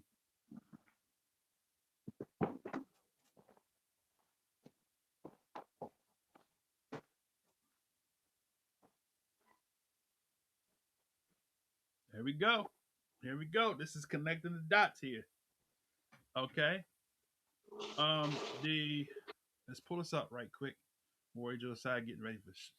I don't know how much longer he's gonna be around. I'm about to really wrap this up too. Okay. Maybe we'll do a part two next Shabbat. This is good stuff here. All right. So the Red Sea, it says the Red Sea timeline, ancient roots, first century, right? That would be 70 AD would be considered part of the first century, right? First century to 600 CE. Early records from Roman and the Byzantine eras describe enslaved people being transported from the Horn of Africa, modern day Ethiopia and Somalia, across the Red Sea into Arabia and Egypt. How about that? Man. So that's the Red Wow. Sea. That's the Yeah. Red Sea, right? Yep. And then you have the Indian Ocean slave trade, which came after that, and then you have the trans-Saharan slave trade, right? Mm-hmm. Transatlantic, and the Portugal uh, slave trade. Okay, so this one, okay, so if you go the the Indian Ocean, okay, compare, right? Compare the Red Sea, uh, the trans-Saharan, and the Indian Ocean slave Oh. trades. Do a fast track. All right, see what he says here. All right. While there are three were major systems of human trafficking that predated the transatlantic trade, they each had unique geographic routes, demographic focus, and scales. Feature trans-Saharan across the Saharan desert via camel caravans began at the 8th century, right? The Red Sea, across the Red Sea, that's the first one, right? From ancient times to the mid 20th century, the Horn of Africa, right? So each one of these Uh-huh. went into Africa, each one of these trades went into Africa and got people and took them into slavery. So you got this one here, the Indian Ocean from Swahili coast to Arabian, India, and Sea. Ancient times, 2000 BCE to early 20th century, right? So this Indian Ocean and Red Sea happened. They were the first two, right? So Mm-hmm. Southeast Africa, Tanzania, Mozambique, and Madagascar, right? That's the Indian Ocean one. The Red Sea was the Horn of Africa, Ethiopia, Sudan, and Somalia. So when you say Horn of Africa, what is the Horn of Africa?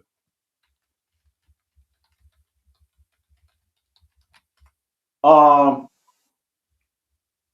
isn't that the east part, all Ethiopia, going all the way down to South Africa, I think? yeah, right. So Ethiopia, we talk about Somalia, Eritrea, right? That's what he's saying here in the reference here. So what about Egypt? Would Egypt be considered a part of the Horn of Africa,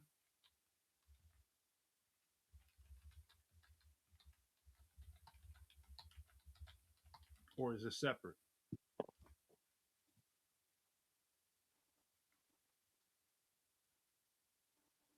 See that he's separate. He isolated Egypt, right? Egypt is not part of the Horn of Africa. He says the Horn of Africa specifically is Somalia, Ethiopia, Eritrea, right? Egypt is located in the northeast corner of Africa. Is trans. Okay, let me see.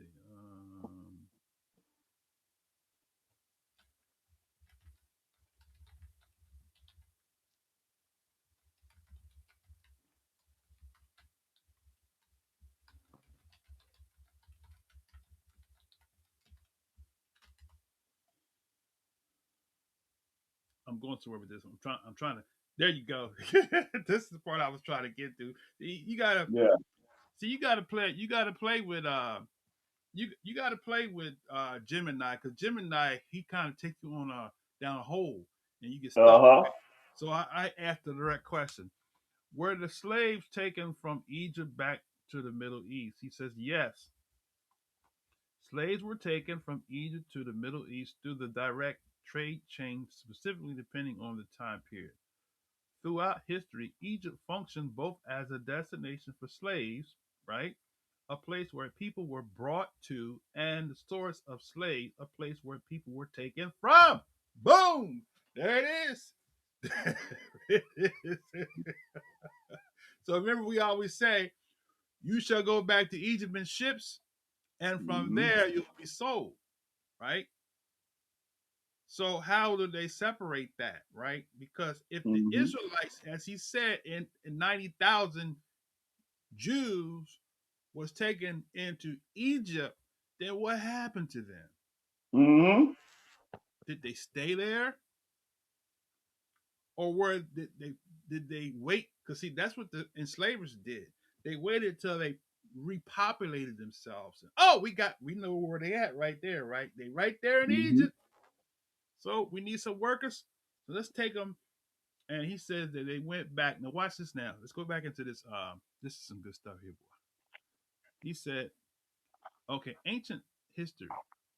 In the Bronze and Iron Age, slavery was often the result of war. When empires from the Middle East, like the Syrians, Babylonians, and Persians, conquered Egypt, they would take thousands of Egyptians back to their capitals in modern day Iraq, Iran as captives. How about that?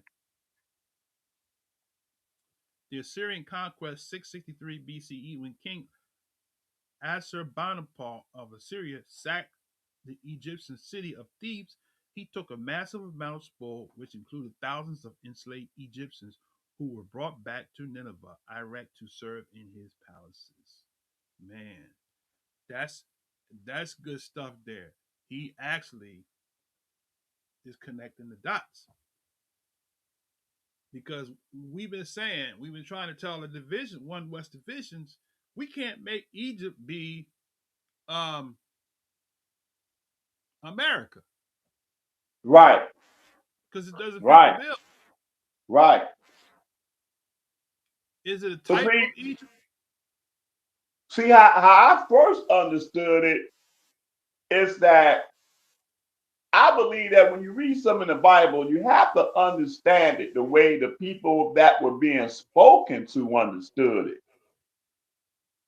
First, before you go into all the other deep stuff, you have to understand it that Shemaiah is talking to these people there. He wasn't talking to you, he's talking to these people.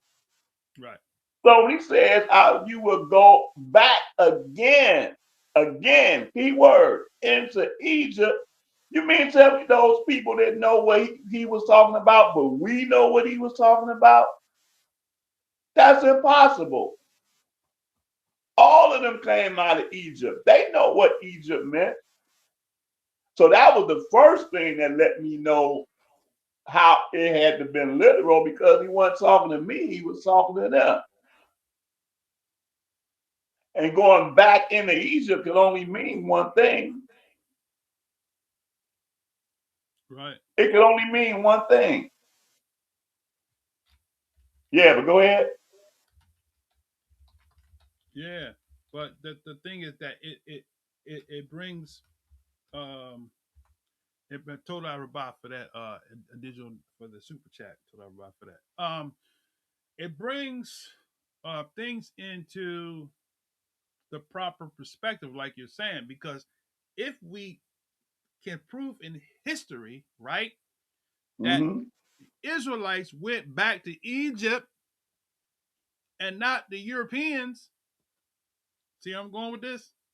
Mm-hmm. Is the same people that went into the slavery that they took back to Iran and Iraq is what he said to Iran and Iraq, right? Mm. The slaves were taken from Egypt to the Middle East through the direction of the trade changed significantly depending on the time period. Throughout history, Egypt functioned both as a destination for slaves, a place where people were brought to, and a source of slaves, a place where people were taken from. Wow. Wow. You can't get no more clear than that. Yeah. You can't make it up.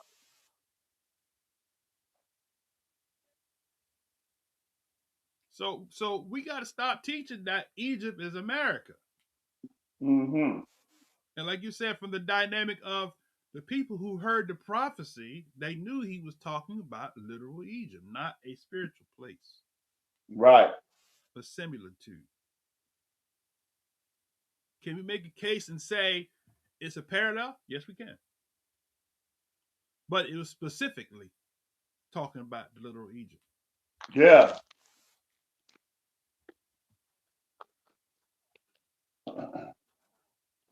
So now it's connecting. So because here's the thing, each of the slave trades, right? Okay, where did each of the slave trades in history take the slaves from? Boom.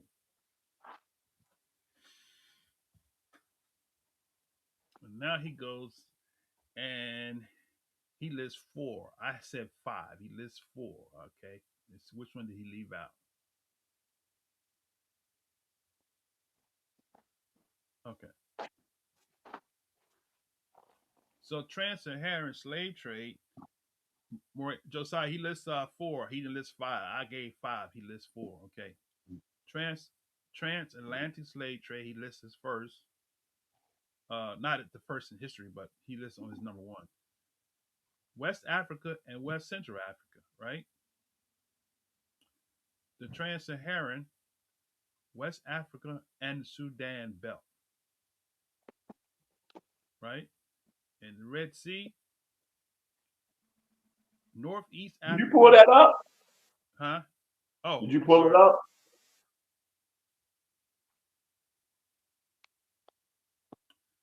So yeah, so number one, he has transatlantic slave trade, the source region, West Africa, West Central Africa. Now that right there, we have to ask, how did they get into West Africa first before the transatlantic slave trade, right? Okay, so we do know from history that Spain and Portugal was pre-populated by the Hebrew Israelites and Moors and Ammon, Moab, uh, Edom, right? Because we always conglomerated together. Okay. Um, so then the Trans-Saharan, the source was West Africa and Sudan, right? So now Sudan is right south of Egypt, right? So that's questionable as to how did they get down into Sudan. So Udan, we do our Black history. We're gonna open up all of that. Okay. Um, Sahara Desert, Mali, Songhai empires, Lake Chad, Hassan cities in northern Nigeria. They took them to Morocco, Algeria, Libya, Egypt, and Ottoman. That's trans-Saharan. There goes another time, Josiah, back to Egypt in ships. So the trans-Saharan took them back to Egypt Mm. from West Africa and Sudan. Then the Red Sea, Northeast Africa, the Horn, Southeast Africa, Swahili coast, and Northeast modern Ethiopia, South Sudan, and Somalia, Tanzania, Zanzibar, Mozambique, Madagascar. And they took them to the Arabian Peninsula, Iraq, Iran, India, and the islands of the Indian Ocean. That's the Red Sea slave trade. Then he has one called the Barbarian Crimean slave trade, European white slavery, okay. Source region Europe and the Caucasus. And Barbary Coast villages in Italy, Spain, Ireland, and Iceland raided by North African pirates. Modern day Ukraine, Russia, and Caucasus Mountains. Okay, I see what he's doing here. So the barbarian Crimean slave trades. Um,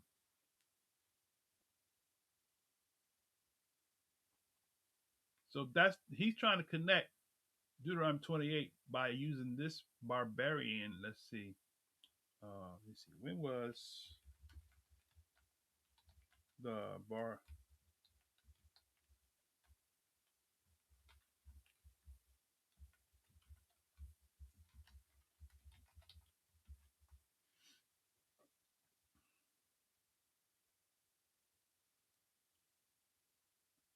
See.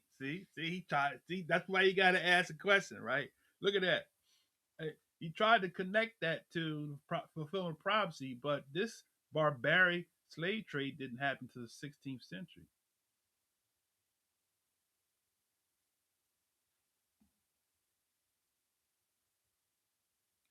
But the other slave trades happened. The other slave trades happened right after right during the time when the sons of Yefeth started dominating the world, the first Uh, Gentiles, right?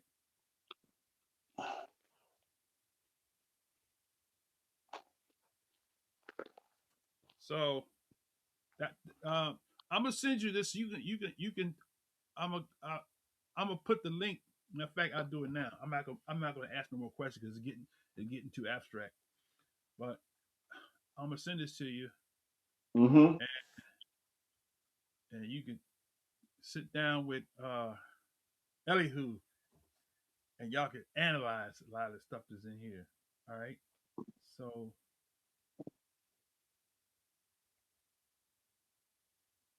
I didn't mean to get so deep. Hmm. Start out as just a fellowship, we getting really deep. Anybody in the chat, if you want to come in and greet the people, don't be afraid. I'm gonna give you the link. Come on in. This is live. You can come in. You can come in live. You don't have to text or chat. You can come in. You don't have to show your face. You can hide your camera if you don't want to show your face on the camera. Brother Dollar said Nigeria has all manner. I see you ain't got none of them Christian scoffers coming on today, huh? Yeah. No, not today. Right. Nigeria has all manner of Hebrews in even Edomites. That is why it's shocking to me to hear people say Edomites are white. Yeah. Hey, Is but it? I'm about to get off here, man. 'Cause I got to make Yeah. my way to the Yeah. Knesset. Right. Hey, man, look, it's a blessing to have you on the Shabbat, man. We can do this again. And in fact, from going forward, I think this will be my way of broadcasting. I I open up the option for people to come in, but I'll still stream like I usually do. But Right. somebody can come if they want to come in or ask a question or whatever, or Mm-hmm. add something to something that's being said. Okay. Hallelujah. So last words for you. Oh yeah. Hey, Shalom, family. I hope you guys have a Baruch Shabbat and a Baruch rest of the week until we meet again. Shalom. All right. Shalom. Shabbat shalom. All right. So we're gonna prepare to wrap this up. So if y'all got any questions about what we just talked about, this was not a lesson. It was the impromptu. So unprepared. So unrehearsed. But just for the last few minutes before, just for the last few minutes before we close down, anybody have anything? I think, like I said, Google Gemini tool can be used to debunk. And I don't know if Light is in now. He might come later on, but you can use Google Gemini to debunk Esau being the so-called white man, because he's basically showing you uh, who they are, right, and who they're not. You can ask the question: Where did this? Where did the concept that Esau is a white man come from? And he'll tell you where it came from. Matter of fact, let me see something right quick. What is the origin of Esau being the white race originate? Let's see what he says here.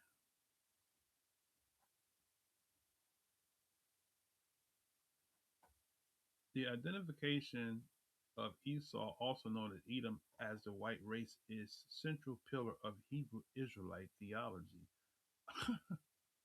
But the idea has long layered history that evolved through Jewish rabbinical literature before being adopted and adapted by black national movements in the 20th century. Here's the timeline. Biblical roots, the red man. Foundation begins with Genesis 25:25, describing the birth of Esau. And the first came out red all over like a hairy garment, and they call his name Esau. Theologically, the Hebrew Israelite interpret this redness not as ruddy complexion, but as an appearance of white skin when it is flushed or lacks deep melanin showing the blood through the skin. The hairy description. They often point to this as a physical trait they associate with European Caucasian people, contrasting it with smoother skin they attribute to Jacob Black lineage. Early Jewish rabbinical interpretations, the Roman link, transition from Esau being a brother nation to a symbol of the West began with ancient Jewish rabbis during the Roman occupation of Judea. Esau as Rome, after the Romans destroyed the Second Temple in 70 AD, Jewish scholars began using Edom, right? Began using Edom, Esau's descendants, as a code word for Rome. So who did it? The Jewish scholars. That's the thing that's amazing to me, right? The one West people will attack the so-called white man's teaching, but not being true. They'll quote from books that they wrote to validate their point that Esau is a white man. But they won't tell you the source of that and why, right? So, so if you want to debunk that doctrine, um,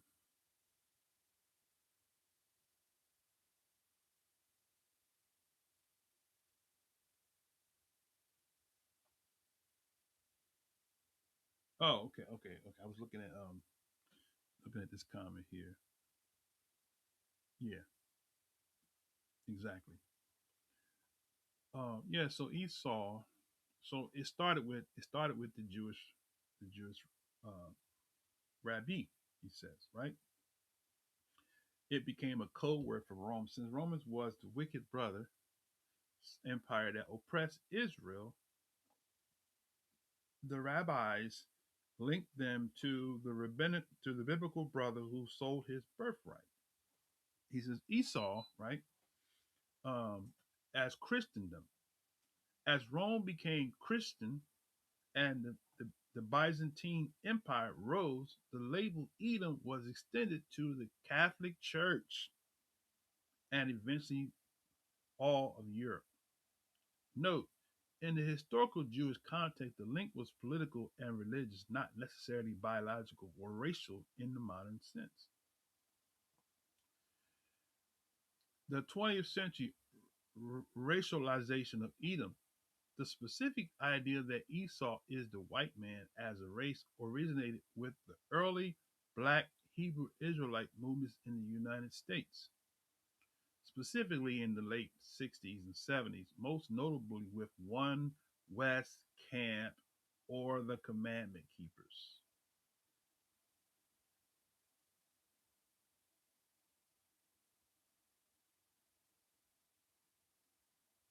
Yeah, right.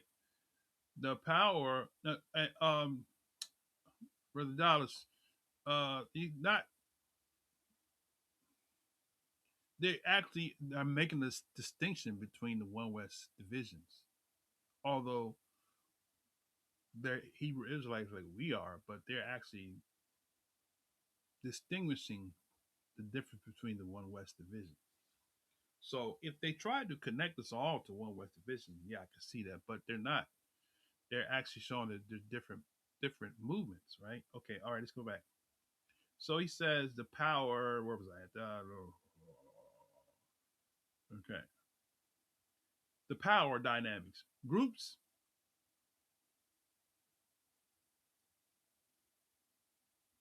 Right, exactly. Right, right. In the same book. Right, exactly right. Um, that's right. Okay. Um, the power dynamic. Groups like the Holy Order of Ethiopia and later ISUPK took the old Jewish Edom equals Rome metaphor and updated it for American experience and said the people who enslaved the Israelites, African Americans, were of European descent. They concluded that white people must be the biblical Edomites.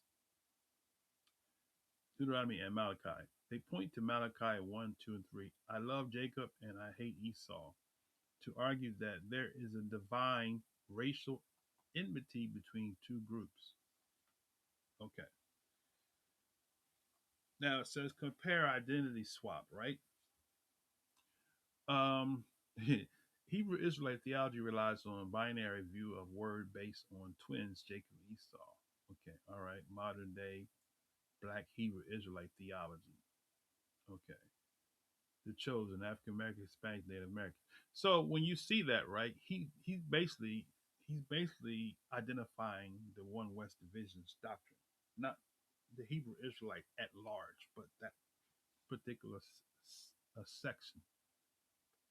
Esau rejected the white race and Caucasians, right?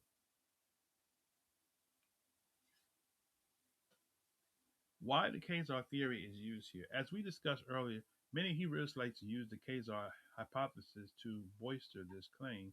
They argued that the real Jews are black. Modern white Jews are actually Edomites Esau who converted to the to Khazar religion and stole the identity of the true Israelites to hide their Edomite heritage. Uh, Literalism, interpreting red as the way white skin looks in the sun, historically coding, borrowing from Edom, Rome, linked to medieval Jewish texts, social context, applying the biblical labels to specific racial history of American slavery and Jim Crow. Okay, I want to ask one last question, and then we're gonna go ahead and wrap this baby up for today. Okay, I want to know, where did the 12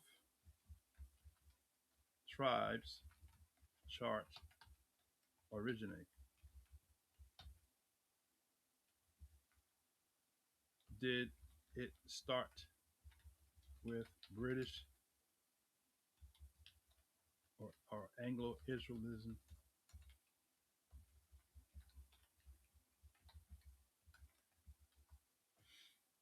Okay, let's see what he says.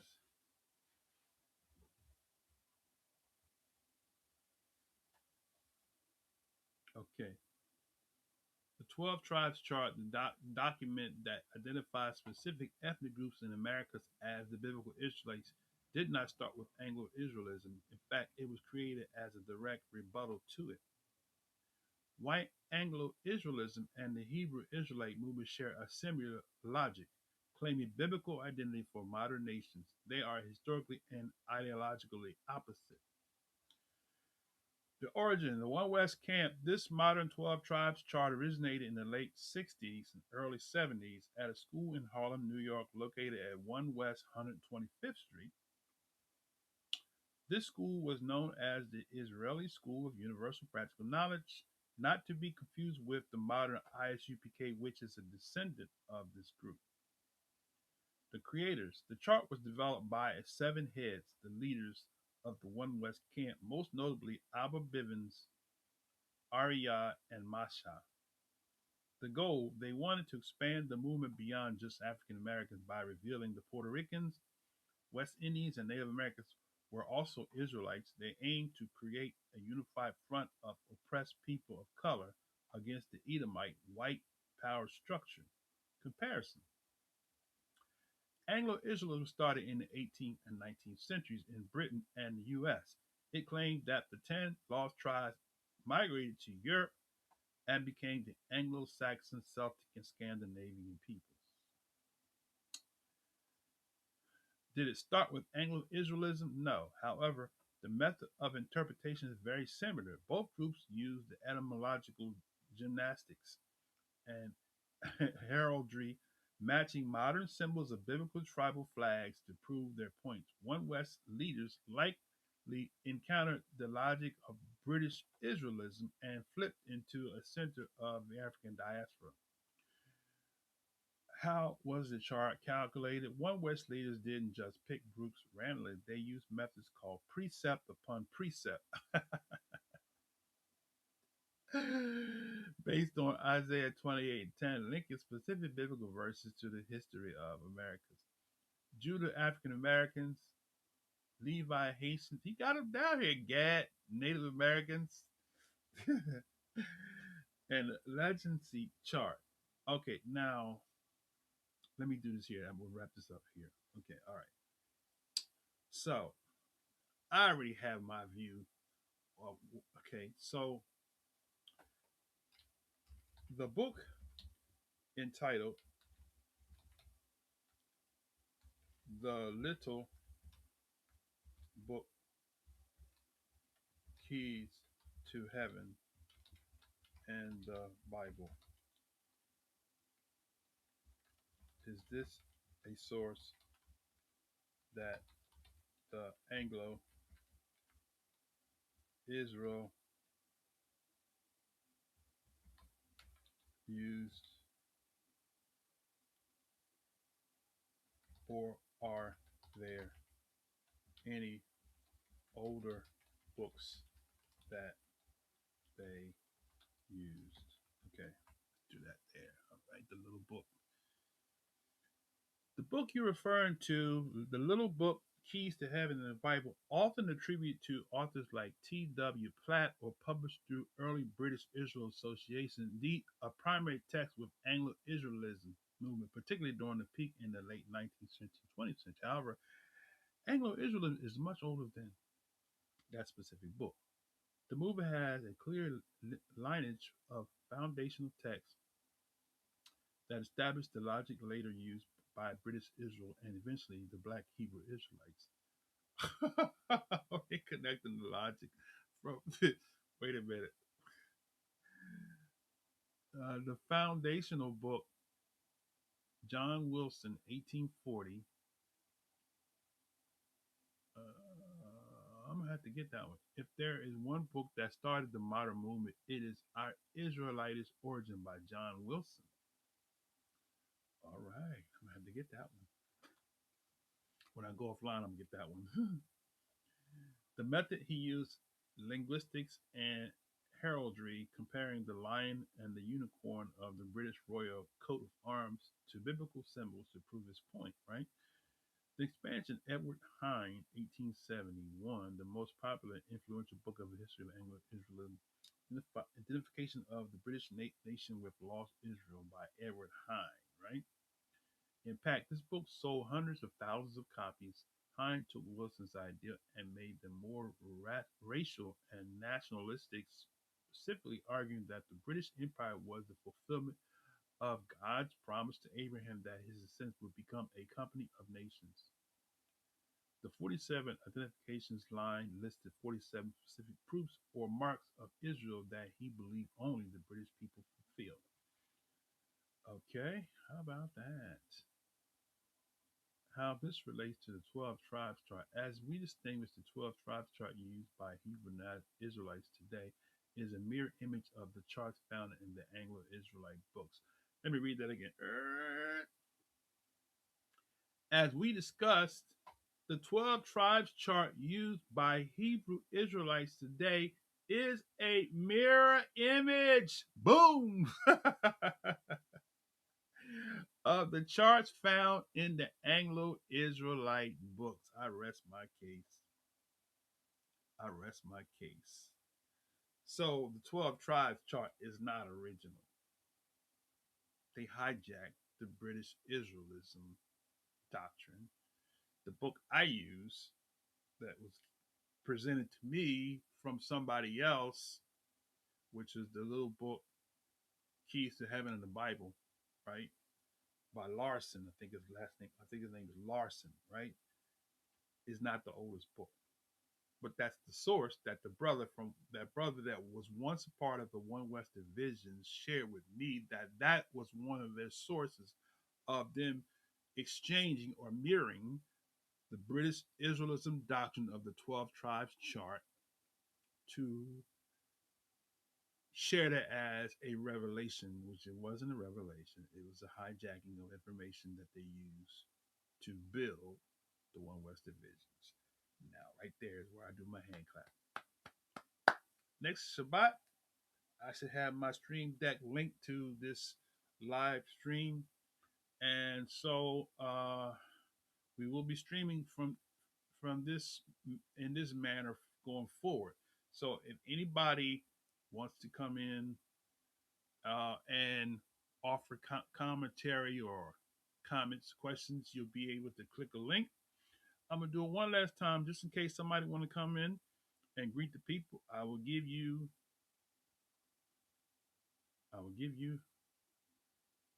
5 minutes. So in the meantime, I'll just talk for a minute. Somebody want to come and greet? You want to question something that we shared, or you want more detail?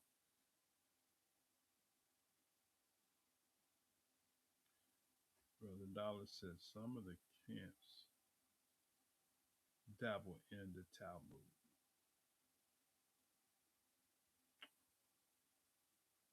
It's evident because when you this whole doctrine,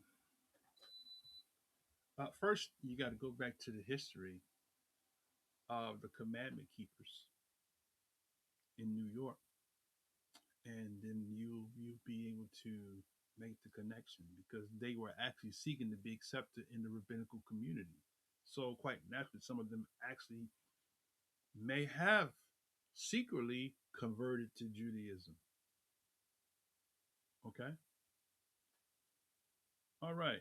With that said, brothers and sisters, I don't have my stream deck link with all my commercials, but next Shabbat I will have it. I'll have all the bugs out. My microphone will be louder and it'll be more clear because I'm going to spend some time uh, at the end of the Shabbat tweaking my device so that everything is where it needs to be. All of my commercials, stuff like that. I may do some new intros and kind of change how we begin our live stream. So, with that said, prayerfully, you all got something out of what we shared today. And I ask that you, those of you who are viewing this for the first time, go ahead and subscribe to this channel. Hit the notifications, the little bell, so you'll be notified when we stream live. And make sure you put a thumbs up to like the video so that the videos can get put into the algorithms. We do know that YouTube, for the most part, have shadow banned this channel, and we don't get as many hits as others get. There, our channel is not recommended unless you are subscribed or you happen to know somebody who invites you. That's the other piece. Invite people to the channel, right? And let them know that this channel is going to be, this is your channel, right? This is not Kazak's channel. This is your channel. This channel is for you. So if you have anything you want to bring, you want to question, you want to challenge, this is your channel, right? This is your channel. Opportunity for you to do that. Yes, sir. She's doing good there, my brother. Thanks for asking. Uh,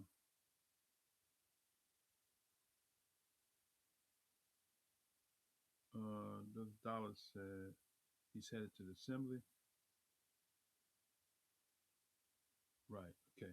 So y'all that don't have cameras, you don't have to have a camera to come on. You can just put a still on it and you can still come in and speak. A lot of people do that. All right. So yes, indeed. All right, my brother. So we're gonna go ahead and wrap this session up and praise the Most High for those of you that just came in and joined with us on the stream. Told our Rabbi once again for more Josiah coming and sharing, gave a great big piece of this live stream. And so we'll be back again next Shabbat at the same time, same channel. Y'all said the same.